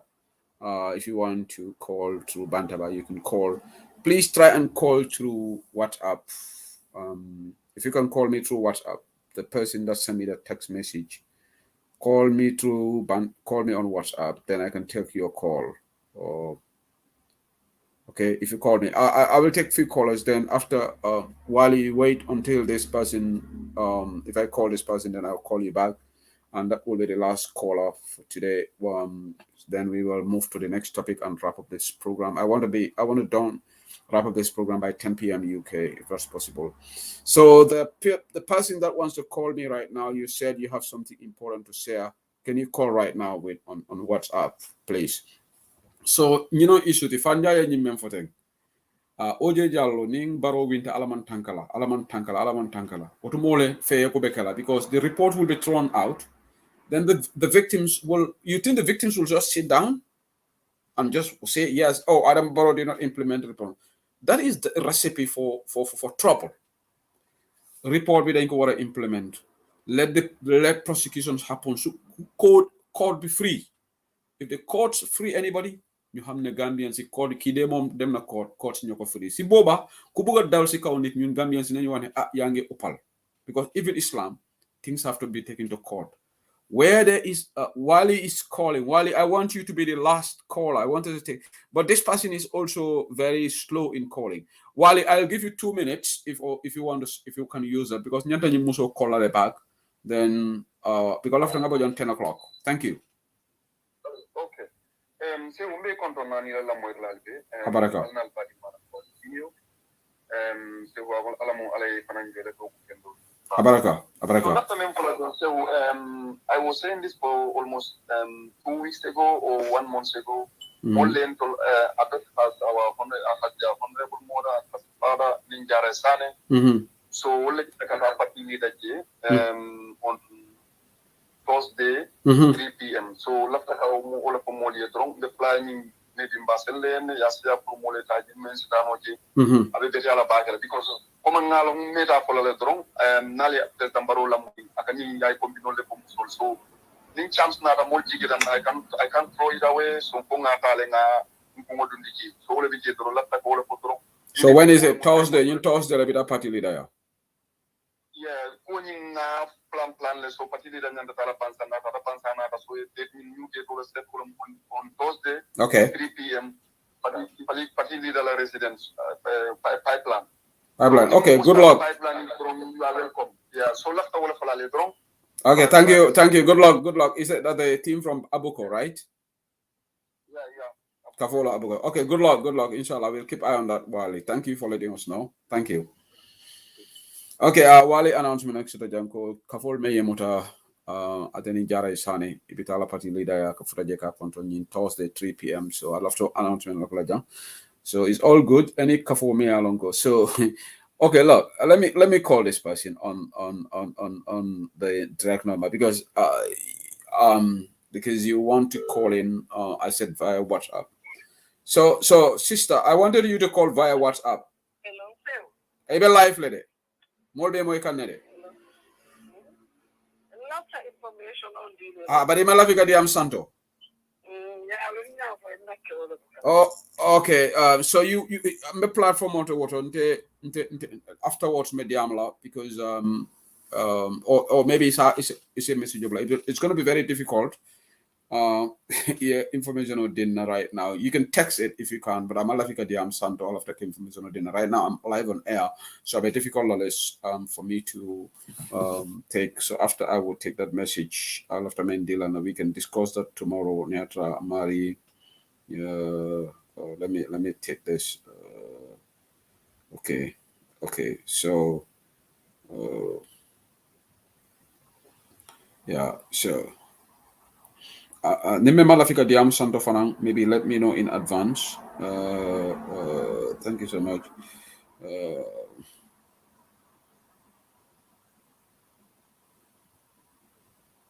Alengal.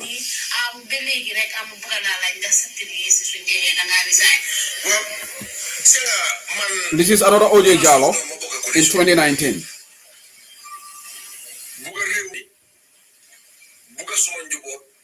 suma njaboot mooy koo xam ne suma doom la bokkana koo xam ne suma sët la bokkaat ko réew mi dañu ko dénkoon nit ñi ñu ko dénkoon kon ñooñu man ñi ko dénkoon for 29 years ñëpp suñu njaboot lañ léegi su dee ñun jóg nañ toog ay kilifa d'accord ci ñetti at wër réew mi yëpp man ba ñoo wër réew mi dama bokk ci ñi ànd Adama Barrow yàlla def time boobu Ousseynou Dabo ñu ngi ko téye Amat Ba nekku fi Gomes nekku fi May Fati nekku fi man ak Khalifa Sallah ak docteur Aïssatou Touré ñoo ànd ak Adama Barrow wër réew mi yëpp kaatoom be koy na campagne ko. Okay, please allow me to finish this. Yàlla nag suy may kilifa muy kilifa diine muy kilifa aada may la am may la doole may la xam-xam kaddu la jox si gis nañ ne yàlla yónent yi fal yëpp ay baadoo la leen wax waaye joxu leen xaalis kaddu la leen jox kaddu googu leen toppa ba tey man ma nekk sëriñ yéen ngeen nekk sëriñ kon nag dama ne gannaaw man bokkoon naa ci ñi wóoru Gambia ne ñetti at te ba tey bañ toogee ba tey musuñoo toog as coalition pour waxtaani yëfi ñetti at bañ waxoon ndax dañ bëgg a wécci kon nag dafa mel ni man ci loolu la war a téye bi ko dafa fil ñu ko waree wécci sax kenn amul right bi pour wécci ko te tooguñ waxtaan di te ñu ñëpp a ci toogoon waxtaan kon nag man dama ne su ñetti at bi passé am na junne Gambien ñu fi toog mën na ñëw ci suma place ñu jox leen suma place man ma toppa ci yàlla li yàlla defoon barke bi ko ñetti at dañ doon wax ak yàlla contrat boobu lay am ak doomi Gambien ñetti at boobu lay téye man xaw ma keneen waaye man nguur neex na te yàgg a des ma ne nguur lu neex ndax sa diggante yàlla moo gën a neex man suma diggante yàlla laa seet nga 3 years ngeen sign léegi constitution bi 5 years la wax léegi boobu naka ngeen ko dama ne nañ toog indi bu xaaba yi nga xam ne loi man wax naa lawyer yoo xam ne wante de mun nañoo ci constitution bi dama ne leen toog waxtaan ko. Okay, this is very interesting. So, Ojo Jallo speaking from another side, the 3 years has to be accepted. That time, there was no brouhaha between UDP and Barrow. Time on, he was against this. In fact, nitki lo bugangur yalla nga wara gëna ragal. Why tay Ojo Jallo faté na lolu yépp. Yalla si bopam, even Islam justice mumfa. People have to follow the justice route. And Ojo Jallo tay mu ngi devalue lolu. So mbadingol albe mbalala rek so saying ngalam ko mo lafta call kala, but I will put moratorium on the callers right now. I'm medium lanin topic dollar then gonna program kumfa is almost 12 minutes to 10 right now in the UK. Thank you for being here. Just quickly, lafta diamala Adama Barrow government. Maybe tomorrow we're gonna expand on this. Yeah, code namely the UDP la. Nibe UDP ko for la man sekunda ibuka for UDP itol da malo comme for example itol NPP mal Lamin Tunkara Ibrahima Silla Siaka Jata Dusano Adama Barrow itol membe man sekunda ka UDP ko kuma Sonkodu Nkulu, that's the code name, Sonkodu. So they have a code name in government ikafala Sonkodu. So niko Sonkodu rek momo be government ikala ke UDP la. So if for UDP ni da mal be ka Sonkodu. So that is the code name. We got that information. So they have a code name for UDP and it's Sonkodu Nkolu. So Adama Barrow na lafta diam la kaflo Sonkodu Nkolu. So na yo for yalon ke UDP la. So we also infiltrated that information in the system. So they have a code name for UDP in government. This is very sad. They have UDP calling a Sonkodu Nkolu. So muna na many information on Sambala now. Said Njai, commander of the Gambia Armed Force, the State Guards commander.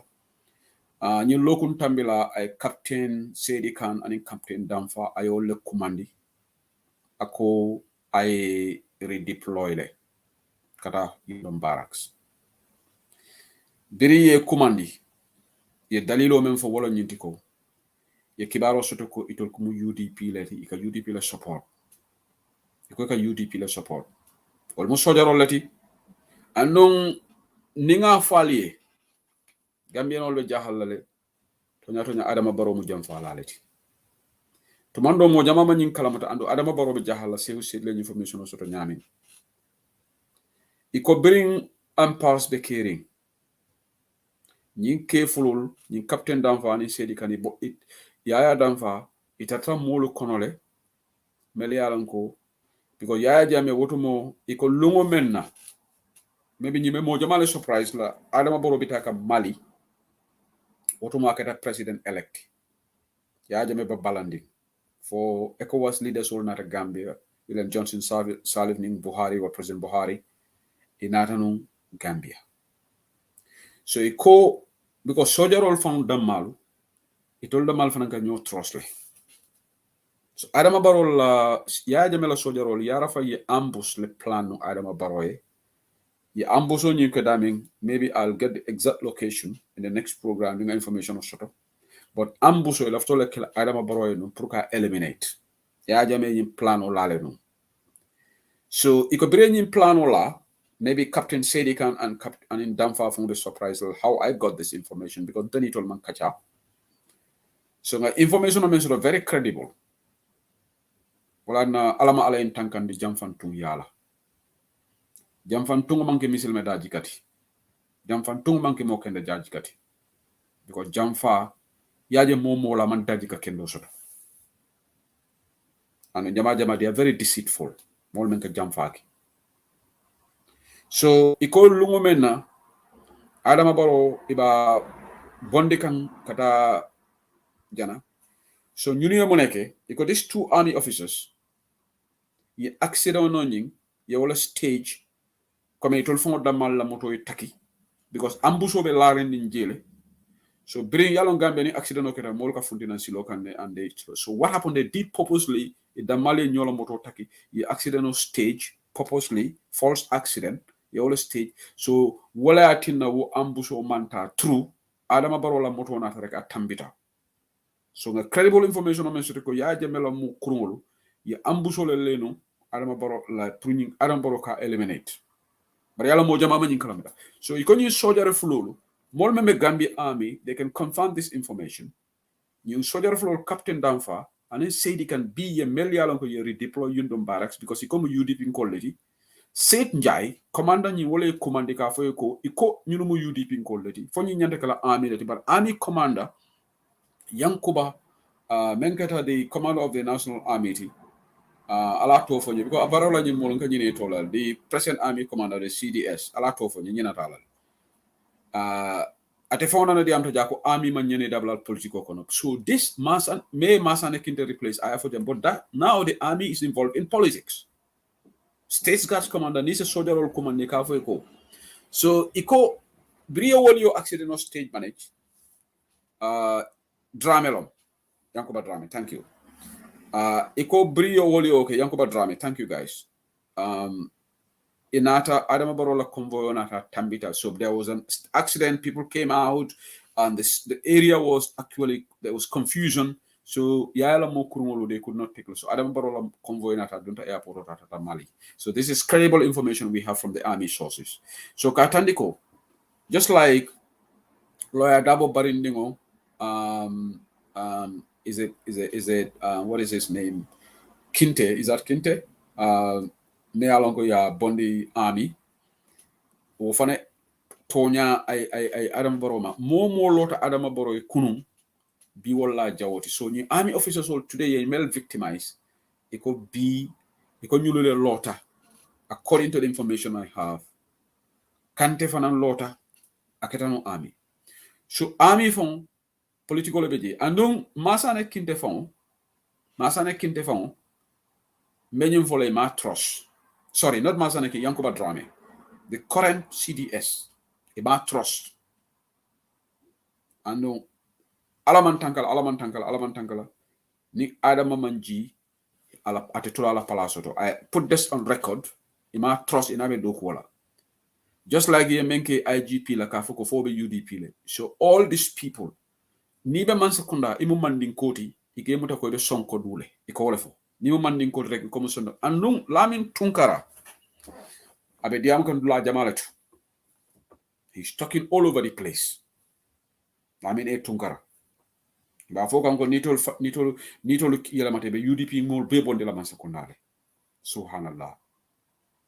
E ko ni gagneta bar alkona gagneta falbe gagnela falte gagnela ala lewolom anu de jikete kalman alte gagnela bale ngani jaw yalla sote ko UDP dingol police man tous kal bari mbedi amo kum fala daming. All right, okay, so Lamin Seydi Khan, Captain Lamin Seydi Khan lom wala toti. I will take this caller. You want to call in, I will take your call, but after that the amo sene de la daming wala nyinti ko Ami Bojan Sissoho na yalan ko bi atalon director of press aliaga nga tag Facebook auto. Ami Bojan Sissoho mu civil servant like. Ami Bojan Sissoho is openly campaigning for Barrow on Facebook. Fonyene nyante kelabam. Ami Bojan Sissoho is a civil servant. Atatala Facebook auto ka campaign for Barrow 2021. Nuha Ture as the Secretary General ayin jela at Hanila Femfology. But ye musundingo by prison something Bojang iko e lawyer double video la sia ya Kacha State House ya bay. So mona na Ami Bojan Sissoho te bayla. Anu Ami Bojan Sissoho alla ko banda fale warata. Ami Bojan Sissoho atolu ko lota Gambia le. Ali ya jamela man sekunda jalay Ami Bojan Sissoho iyalo ne ko be man sekunda la luwati nyakan ntenge tagle nyanta men folo nga fo yende ibe molu nene la janko barola man sekunda e falindi rokele biko al be gomta monela palaso anu Ami Bojan Sissoho le ko tara diam kan on the sides ha baro fon sa ayentolu sa ay teri kutol le soto ameta nyim folo wala no mo jama ya mira ko Ami Bojan Sissoho ni Dr. Aissatou Touré man traje nga ndey jobate jele now campaigning for grand coalition nga Fatou Badji jele na sister wol be man tra UDP ila audio be mbulu jam mo be kamfaring manani be kamfaring because ya jele ko tinyaro me nga kele baro la ftole murun lana bar Ami Bojan Sissoho atolu be nyanta resign la le ngalo ne ko alti resign na ale man dankene ya because ite system on ken atolu kal mo victimolity. So munat you as a civil servant, nibe Barrow support la womula nyantoleti go and vote for Barrow. But Ami Bojan Sissoho stop violating the code of conduct of the civil service. Yalong misilmeya amanke komenke kumumura ka kalo don ka ala tovo nibe diam le bafala bismillahirrahmanirrahim auzu billahi minash shaitanir rajim kani alquran ayol to manke misilmeya mu daji koleti wala ko Islam is a way of life. Ali tilimo sabatindi la civil servant or tema. What is good for the goose should be good for the gander. Ali kana foko sonko du nkulu albe wala bayla man sekunda. Ite Ami Bojan Sissoho yalo ne ko ite tarla bi iko campaigning for lawyer dabo itara siri wo palaso. Jay Seydi me alon ko the former press director Jawrola government comme Dudu Jawne memfo. Season civil servant law woti. The late Jay Seydi. Aissatou Jay Seydi came out. Atalon ya Sadawda Kairaba Jawara la former press director alamane manin ka falkala anamana dadum politiko kono Ami Bojan Sissoho. Why can't you be like him?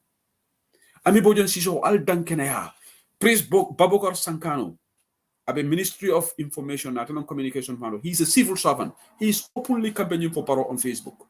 Mbeka jale molbe government ika barola tisatol dunga police officer jele ka barola tisatol dum fo ñu non tilingote bam Oje Diallo ya nge gis li yépp why do si wax yena nge support fen Ami Bojan Sissoho, you ought to know better. imu alfaleti ifongo bunya nte data nyinto ka foko mobuka musoma mobuka kewoma ngalon ko kadim ko fole, but definitely we have to be honest. Nin kewol yake we call them out, so ni musol fone ya fo nyanti ko awla, particularly more mel yalan ko be no struggle kono. Ami Bojan Siso, do your work on the day, go and vote for Barrow. They say who said it, I have no problem with that. Ila carte odi Barrow because ichikitatel, even though yalan ko Barrow mano, because it la palazzo atol be la palazzo al ko le safeguard ni mol diam dal ka foko, it is not about palazzo dronam ni lawyer da wolon president bi albi be lawyer da wolon non Gambia fo munon problème oti nyim palazzo le mo jama batandi nyim palazzo wala tinna mulla foroyal fo tinyata al nane aje banku jumale ye mansa kunda bo le dictator nga fale na manke Ghana Rollins la party aning John Kufuor la party ima alliance ke South Africa Nelson Mandela bira apartheid brugaji aning apartheid government party yo membiji ima alliance ke amanke Rwanda amanke Sierra Leone amanke in Germany biri Holocaust ban in Germany Adolf Hitler la mulu la parti iman na nit ma parti dolga so mona na tole sonna ndaysan place o doron Gambia dafa gom place because you know what Allah fita enjoyment olla man sekunda ba on ale man sekunda place so be free essence di la be free government official di la al be padie mo so la ni place ni present Adam Barrow bita ni meet the people storm and nothing ibatol be jola ala wan sola fuaro be batari but Ami Bojan Siso stop campaigning for Barrow on Facebook and know how to read. My brother from Lamin. Wallahi atol be kalile. Allah nyim palasu al-Quran ta'ala ko albe tilin nali. Ikane nya kasi Ami Bojan Siso hola just because abe barole fasa ka ite tonya folay. Nim baro be bayla e bay. No ha ikarantale. Ise do ko soto no anywhere. Even ECOWAS lebe do ko la jeni adama baro e bayila ni sekti jana yala you can have another job. Muna nalte tonya sabatindela. Nim mobe mansa government ay UDP alafta duna politique al tonya fay. Paral kana fatam fanso samanang ye modobe UDP ndato fola Lamin e Tunkara ye instruction odi gamtel pour la HR department yo call ka advice ngo kala motale conversation o mengere HR ni wo tema nga kala motante wo fola jam ibako ko mobe fsa ba Lamin e Tunkara nyimme menu North Carolina wolu ngala diamo fon intercept la be Ghana abe diam kan ni American accent la in Ghana ko nga call le amana call sika kana call reject all right second or third time I na call sika but at a malong I na call sika la be diam la so after some time nte ba foga hello this man was just talking yalo nyulu sometimes and ninde mo kurungote nsala conversation or but nte go more record let me make this clear. I don't record nobody. I wouldn't record anybody without your consent. Right? So, allow conversation on more record no, but I let him speak after bringing he answered me by mistake, not telephone or that landing. But I be male folk and a few words he was speaking in that American accent. I be diamokan fengola. Ani brama sila de Ghana. But Lamin Tunkara pick my call. And I was on the call for some time because I thought he answered my call, but he was talking to somebody, then he will come and talk to me. But Brenata realized, this man mistakenly took my call. I disconnected the call. And I didn't record that conversation. I would never record that. But Lamin Tunkara, ebe manya mena gamtel atala. Alikana UDP nkol dama target. Ale tilingo sabatene. Ni momo me UDP, alko atekala no dokulati. The same thing should go for Ami Bojan Siso. But Prince Bobakar Sankano the campaign on Facebook or Moma stop. Ibrahim Selama stop. Ami Bojan Siso Mealanko is directly under Nuha Ture, the Secretary General, because the Director of Press, Official President, Abe Secretary General Koto. Secretary General Tolbela Bosti. So Manan Ami Bojan Siso Hobala Facebook or use la campaign of Barway. Why is Ami Bojan Siso doing that? Ami Bojan Siso, can you explain to Gambians why you are violating the laws of the Gambia? The terms of reference of the civil service. Manan Ibati Nyala. Musolu atole nyantekela banko kantaramoti. Musolu atole ka gulu. Ali tilingo soti na banko kang. Ami Bojan Siso nyim palaso mbeba atula jam nenga tandanko alama. Moni nyim palaso tita kaburo kono. Ami Bojan Siso yalo ne ko man sekondala luwati nyakane. But as long as you baro support ka ate bondila. But nim modo lawyer dabala kumafo. Ba atole bi al man jaw soto men tamita lawyer dabala. hani mama kande nali amoy ko ba support la tumandal se nyama sen sango sambaji but ni lawyer da bo to fo rek jumal be civil service pi ise hani kata safero ko kafoko campaign for in 2021 yete to la palasoto but ame bojan suso how did that I'm so disappointed wala dina alinga nyi molu call out this idea that we should focus on only Barrow is neither here nor there so program on yimba kumfala janne for sama we will continue the analysis thank you to somebody. There is somebody who wanted to call from Holland, Mamari Fanan Talale. And no more dole nyanta interview sotola bantaba probably next weekend. I'm a interview interesting dingoleti. Damari to follow. But I have a guest coming here. Amari manke UDP in Kodi. Probably but next Saturday mo sukuta rally leti. So maybe Makela will try to shift it to Sunday. We'll try to shift it. But there's a caller from Holland, I think. Hello. Hello. Hello, Sekou Sedili. Ini bara jumalom. Enum bara telum Al Haj Mansour. Acha Mansour ila for contribute lale. Ko ndel la fajja am la Oje Jallo la kola. Ay sedi am no la yaw. Oje Jallo atele kata mo follow di kabin coalition government na be mo follow min bayi ko ay suñaro la. Ha fertilizer ya allegation olom. Atele mo follow di mi yawon ko ya bayi minister e ko ay suñaro ke so mo nyande ke fo da handi Oje Jallo ko ay fo mo ma nyala la. So Oje Jallo ñu tribaliste la fo tribaliste dante dani so amal la fi mo la jël mi yawon ko man ni ko boy ke Gambia government Gambia president wo da man ba fe ñola no anu Gambia kambi da wala Gambia masibo min bi jaba laari suwaro le kam min yawon ko ko mali bo do samno abe ba laari wala ka so min yawon ko han mali bo to mo 2000 ba sanno wol man tra batare so min yalon ko ibe mal poto suman kan wolle be batari Gambia right now so mo nyanta ko je nga quartier fa UDP government ya nana wala kumana wala be mo da handila so mo yalon ko be Europe jang na kala alam baro gagné da 2021 on the 4th December c'est pareil deportation of the bayla ne man duma ko na ala le mentabe deportation of the kalale ning alaman tankala win because saying imam molta because election le kanasi wala na imam sonna flight sol tala. So that's a good point. Yeah. So Belgium the Gambia government press can the German be press can put a deportation or accept. I understand. So say what about Gambia government Adam Barrow what about Mutinyaka. So now winter don't have a first thing about bubble import la minna wolanko ka deportation on accept pour model land Gambia. Gambia don't okay base, you know. Baraka Manso, thank you so much for your contribution. Thank you. Baraka baga Sekou Sedile. Thank you. Okay, mbari wala baraka baka. Sa mina programo kumfala ba. Jani me programo kumfala. Banta ba jannak ni tolu fo ke dimile. Ika kamfale. Na minister dole tofo ja last week. Minister nyina muso ngamera wole kibaro ni sindala. Na muso ka banta ba la moyle. La fela men folo minister ko nga kalimo men fo banta ba jang ndenga fole ko allegedly reportedly mamo ya dala nan fam kovale bari minister kamo kalimo fo ay molo king kanne ako amo kalimo fo wala keta trade minister ti ko iko nge reporto men di ko atele ko mandinka permanent secretary member man sekunda wala ka barokele ikako amo fo so it's going I have to be fair to him bawo aya dina le ngafal na ko mo fo ja wala na ba reference Allah alam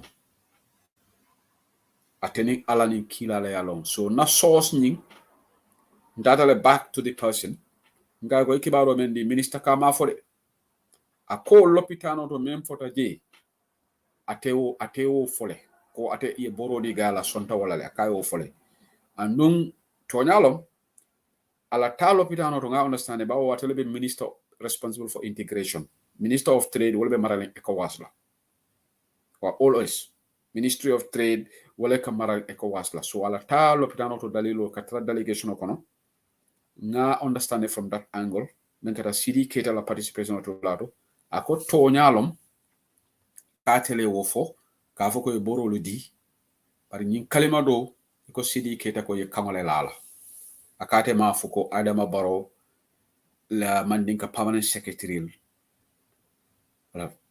so I have to report his side as well. So let Gambians be the judge. So nyimbringa nyininga ako ate memfo ako 100% kalimo bota CD ketala source ni is adamant and that data details will to afota damning but inte will follow jam. Inte will follow jam because we don't want to compromise our sources. So momo ye kuo tenteng for atela for Fatima for alale alo. Ndete nakaburo dibindi la moye. But I just want to assure everybody because we have nothing against anybody. Minister, we have nothing against anybody. Now le tenkunta. Imagine being Ami Bojan na cover because I luwale tinya. I civil service la luwale tinya. I have nothing against Ami Bojan Siso. But Ami Bojan Siso, alte ya jamela mansakunda accuse la ko civil servant. Andu yalon kukili na kan jahali. Gambia lo molka yelema. Iko yelema buka sa ko kati. Woto mo ya jame biji. Ndoleka si radio to janko ni official or nyanta resign nale. They should all leave the government and bring Yajame lost the elections. When this minister started resigning, we started clapping for them. But the Bini Ami Bojan Suso Ninika ko Medoko Kikan Gambiale. Lamin Tunkara ko Brindenga post safe ko atanya resign I more Jamale call Gambia. And Lamin Tunkara Fana, he's talking too much now. I be more call like he was very uneasy at Ghana. Se who said Likontenga resign. Se who said Likontenga resign. Tell me nobody. Ndela fo later resign okay te tora manela. Likontenga lalte resign. But in teka tonya ni di mo fo awala Lamin Tunkara ntatela inbox shoto ngam fo janga fo e nga text ye. Ngoy ko itele nata freedom. Lamin Tunkara berintele je iko jamela minister nyante fonyolale. When I was hosting civic education, nge murundi la kanole kan. Iko bi itele do ko la Gambia le manta do ko la day. Itete fonyola. But jamela minister fananka the same thing nefono. Iko do ko la Gambia. Ni ya jamme momo wotu moni moko. Na mando ko ke Gambia ngado ko ke Gambia. So sayang alika ya jamela minister so alnyati abolo jaay sala woto de. Ami Bojan Siso bi ninka resign ba flante ka doko ke Gambia. Dr. Aisha Suso ninka resign ba flante ka doko ke Gambia le. Ibrahima Silla ko atete resign na. Ate ya fon ko andile. Ibrahima Silla ko atete resign na. So alin fonyo nga fa ako ate resign na. Right? So monon problem oti Ibrahima Silla be bunjan la so ako fire bunjan oba. So Ibrahima Silla ngo bifo mo le Ibrahima Silla la netalo kenya barente hallo kala Facebook oto. You know al kakaro ken na broda la way. Mole ala de netalo kenya grave Ghana but no that I will not share this on Facebook. Nancy kana on netalo share Facebook please. Please kana to fo bale karlo netalo share Facebook. So ndefo bring oje ngo haninte hanilan to fo bale kare la ni share Facebook. To fo bale kare kate resign la min tungare kate ala CJ. So, Molebe America, Nola last caller. Somebody is calling from the US. Hello? It is a Canada. Okay. Yeah, Alhamdulillah, it is a last caller. Yeah. Thank you very much. Well delivered.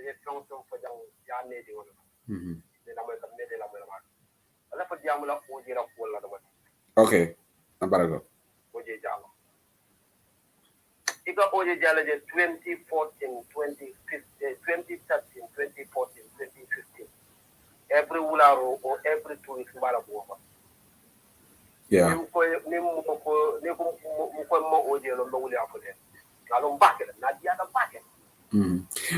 Hold on, Idrissa. Sisla, Bamba Mas message ban natural after nala lagana program or terminate. Because I'm Bamba canal Sundays, I think so. If you can ask Bamba if he's coming, I can't because I'm about to wrap up this show. If he's gonna come, he can just come now. Sisla, if you can do that for me. I'm just concluding right now. So we're gonna new water at 10 o'clock. Yeah, go ahead, please, Idrissa.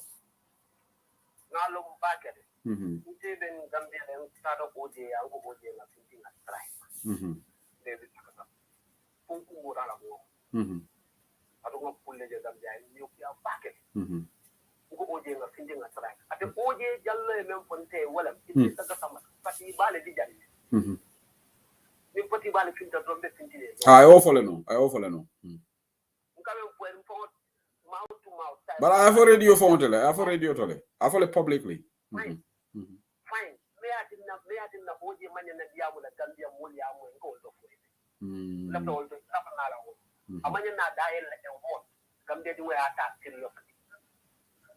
he is not genuine, he's not a good person. Na alfale nga respect mo bakele nte Idrissa Gaba. Kabri lo ada bo ni ala mo di tinjita nga oje call. Nte Idrissa Gaba again ka oje ko na ñun finde kam ne bota. Di container ni kera do 2016 de bota jede January. So amanken tanyala. E ko understand. So nga call. Ngai kam ne bota akoy man sarala. Ngai te ko. Kabri ye call ibe no sawol ha. In fact, very bad call like telephone over ring and sika. Then it went switch off. Yeah. So Cabra wouldn't Sangadula. I will it. I jammed a Willem. Now for them, deny them the courthouse. Courthouse. What do they cut Bula by Nina Nesakilo today? Silang coalition wato tita oje jallo gulta Gambia jete ma ko pati bu mak amut ñun ñep dañ am ila moy hada ma dimo kay yela ma ñamen ko fonyo bar Gambia fo wolon to fu la ñawti kay yela ma ko chameli yano ya dimol le ñaato ngam men fota ni nga wuli alla la ala mara kana wati nda ko wuli alla hada ma dimo aman jariñe kenna aman nafa ni nga fo aman nafa ma fo aman nafa so the better men on for la ton ko to nyala ko la ngamel lo ni mbuti taman kaw la woti dina ko moy fayde ite yalla no muntu walante jointa UDP as a fonkedam member ite wolo na mam me ko di help me ini mo ko wadi yeah because oje jallo manke mo kendo te dikita ko mo kendo men mati ina nambuta noma jointa UDP ite yalla ko mo even on PPP la no of course yes got to support no got to normal he knows my influence in my hometown. He knows me very well. And if I follow me, if you know more than 1,000 times, I'll do it.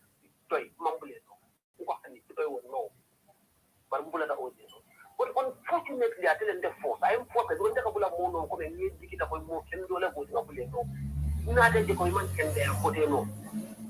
You owe Jallo Kilo to the Akona, reconciliation. The reconcile no nyadi le manto nyadi la to nyadia tonya wala nyindol man bolo sayro ha to ni ko ma mo le Gambia to nyambo ital kan ni APRC press conference le fon commandi ko Gambia non babe bolo sayla tinya ban keta ja bar ko man ke hani sayinde iko ita kala mo wori ni APRC ya ke ndamo wori ngap APRC patio al ka patio men diata but al be balan nin ko to le men ko what is right mul fañol fata mul bañol fata mul fañol timbaliata mul dol yol manje ko jam dunya badam me kala ngolo yeah ikanalo be ka ko bole ko reconciliation ni jumal be reconcile ko même fa même frère on jumal be reconcile ko frère wo wala fa no de reconcile yeah même de dunya ko ne wala to ko wala ali yam fanye ni APRC mo ke tellement ko APRC be la APRC be ma yeah but the vehicle named APRC, what they get. Yeah. The vehicle is there, remember? Yeah. Individual APRC can go, every member can go to any political party, but as the vehicle itself, the money not surrender, money not akadla, in fact, I can only use as an example. I can molbe man sekunala wolbe UDP. They talk about Sabali. Inko Sabali mo individual already. Individual ni entity man killing. Fabakari Tomonjara se join no NPP le. Rambo se join NPP, but an entity into a problem of wall institution only. APRC Gambia ding already. Yeah. Do you think they don't know what is going on? Yeah. They don't know what is going on. Okay. Everything. But because I'm sorry, just pick somebody else. Maybe one day we will have a program. Yeah, inshallah we'll have a program. Thank you so much, Idrissa. Thank you. Mbaringolo mena program kumfala jana la barakake. Thank you so much, Binta Baranyeri. Okay, program will be back. Binta Baranyeri kabe watch. Which program is that? Okay, there are a lot of activities going on, so maybe program will be jana. So ngaje one of the admins when it's time to demonstrate or fight against injustice, they agree that there is a big party and small parties, but elections time there is there is no big party or small party. Thank you so much. One of the admins wrote that is coming with Youth Online Bantaba name. So one of the admins level survey. So but love it memfola le wala ni nembe program kumfala sama we will expand on this. Bimbe 40 people by the people American because Fatu Joe Mani and Tata J. So Tata Lama. Fatu Joe Mani is my good sister. And Tata J. Ngaje Banka Mani. Allahu Akbar. But Burfudun Gola Banka Mani. For Adama Baro Mune Diala Fabe Taunte Yalaba. Banta is one of the poor, he's a very poor analyst. Banka Mani ko Ninuman coalition from Adama Baro will win landslide. Nada din coach will be Sabalaji. Even Musa Jem today, another Kumbe.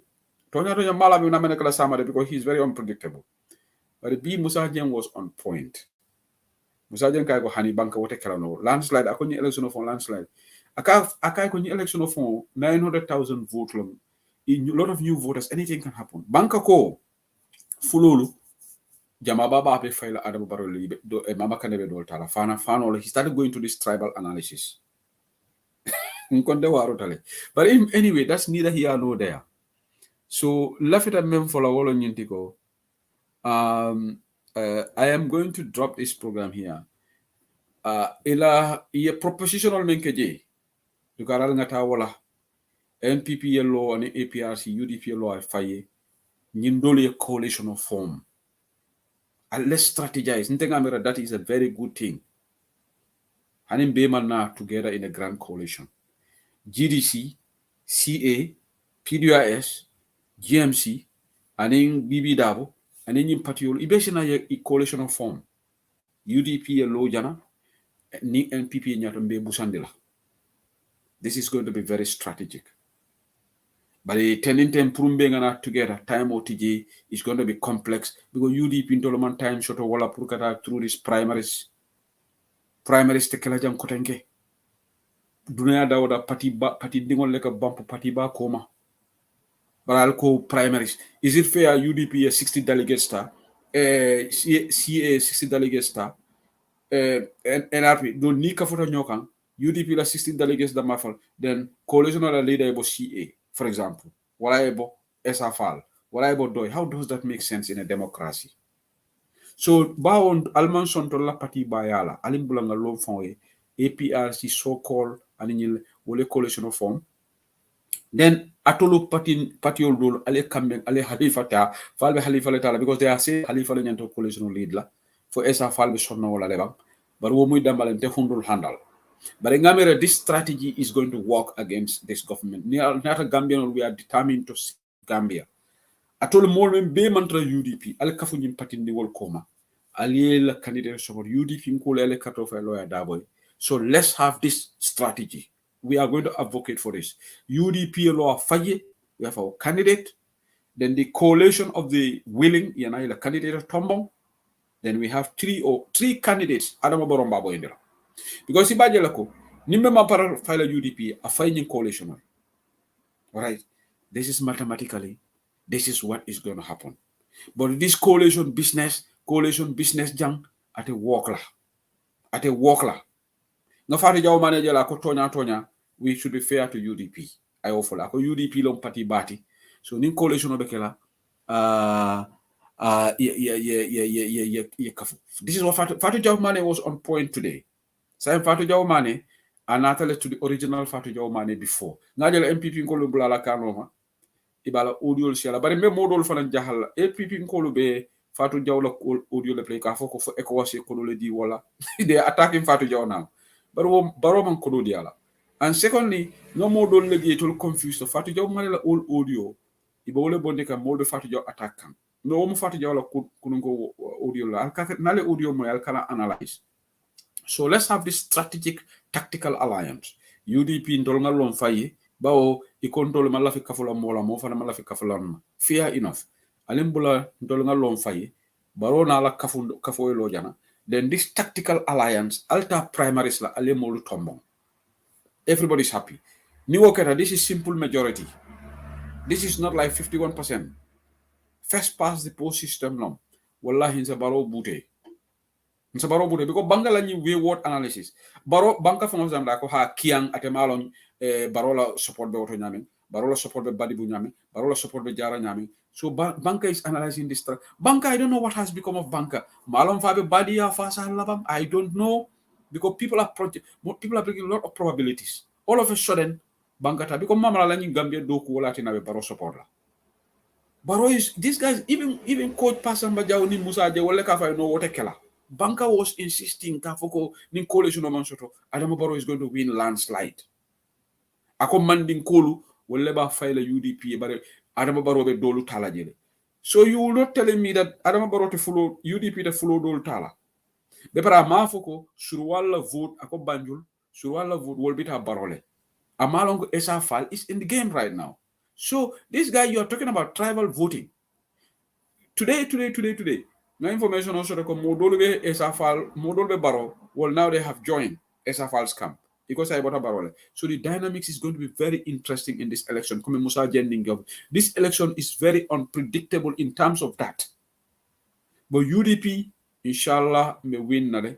Alinga focus, may program kumfala janne. Commando Bamba Mas wants to come in right now. This is we're gonna have it. And I am going to hold the Manta call start sign right now because I'm joining. I am going to call another program right now. Maybe I'm like briefly. Sombal Bala, I'm going to call another program. Nyanda Diamula Jele. Thank you so much in the program. So Allah Brakabake. Allah Masuta Kerosiala for Sama, inshallah. We will definitely wrap up the show here. Thank you to everybody that called in to the show. We're gonna wrap it. Allah Barakah. Allah Barakah. Thank you. Good night.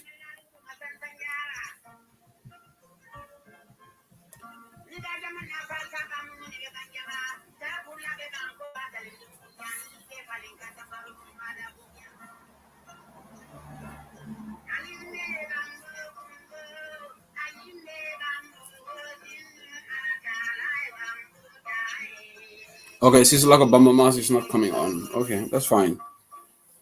But if Fatima Jankoba Jabi la program or Mbita Jele, because Kata Lamin S Dembale for Londi, because Namere Kabi Jele. So, Bao I ain't challenge Felano.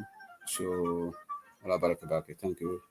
I think Bamba has just come on right now. Bamba is on. Bamba Master program has just started. Since La Bamba Mas is on. So, Allah Barakabake for Sama, inshallah. I think I took some chunk of his time. So, Allah Barakabake. Thank you to everybody. We're going to stay blessed. Allah Barakabake for Sama, inshallah. We'll be back on the political perspective. So, Saturday or Sunday. Sunday, I have a very important, interesting guest. Amanka UDP in Koti, but I'll be surprised. A very interesting guest is coming to Bantama. Saturday, mu rally in this place in Sukuta. So we will try to figure out the time that we can do it. But atemari for an ala doku ako Sunday last available on la Bantabale. So we have to figure out something on Sunday to do it. La Bantabale, but in Gamma Sunday is like a free. So thank you so much. We can all tune into Bamba Master dialogue right now. I think which has just kicked off. So we'll be back here tomorrow on the political perspective. So good night from England right now. Thank you, Binta. Thank you, Jandin Jawara. Thank you, Noah Fofana. Thank you.